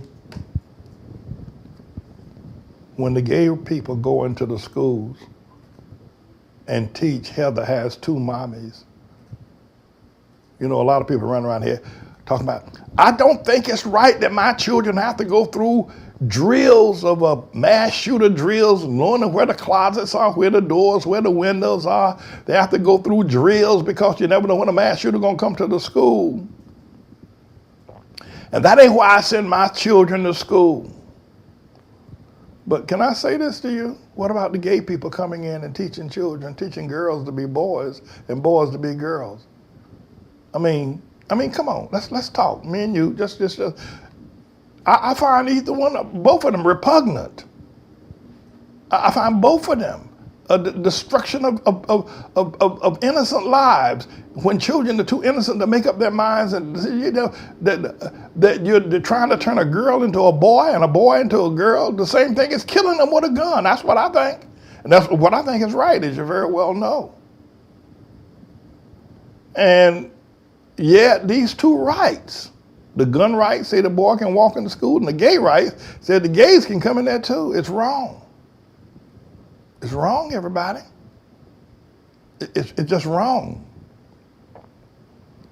And we need to come to terms here in America, and we need to. This is an abomination before God. But I suppose that I have to be honest with you. I got to, for full disclosure, I have to be honest with you. I think people are going to keep killing one another with guns. The NRA going to keep on promoting it, and politicians going to keep on until somebody kill them, maybe.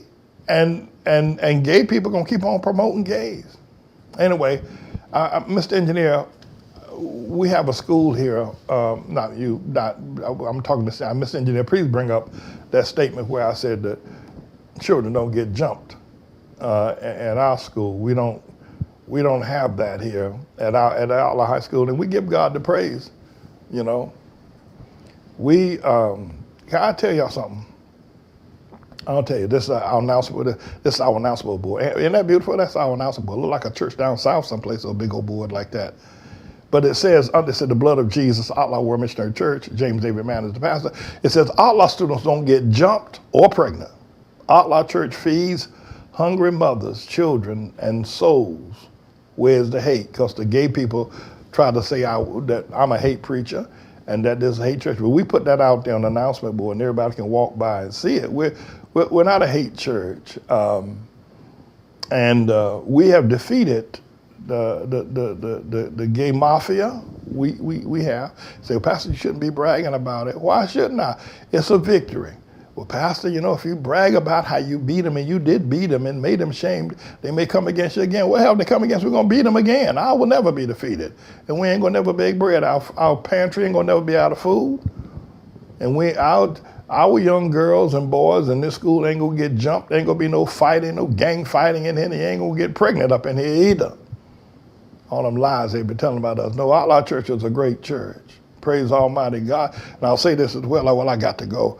God has blessed the students. I'll tell you, these students, I told them the other day, y'all better not ever forget. Don't you ever think that you got into all these schools and got that money because you're so good. God gave you that to slap the taste out the devil's mouth that tried to destroy her. And God wants the devil to know. I'll slap you into the middle of next week. Anyway, I got to go about him. I'm James A. Manning. I'm the Lord's servant, and peace out goes right there. Let's get. You say Jesus is Lord. I got a word in my mouth. I got a word.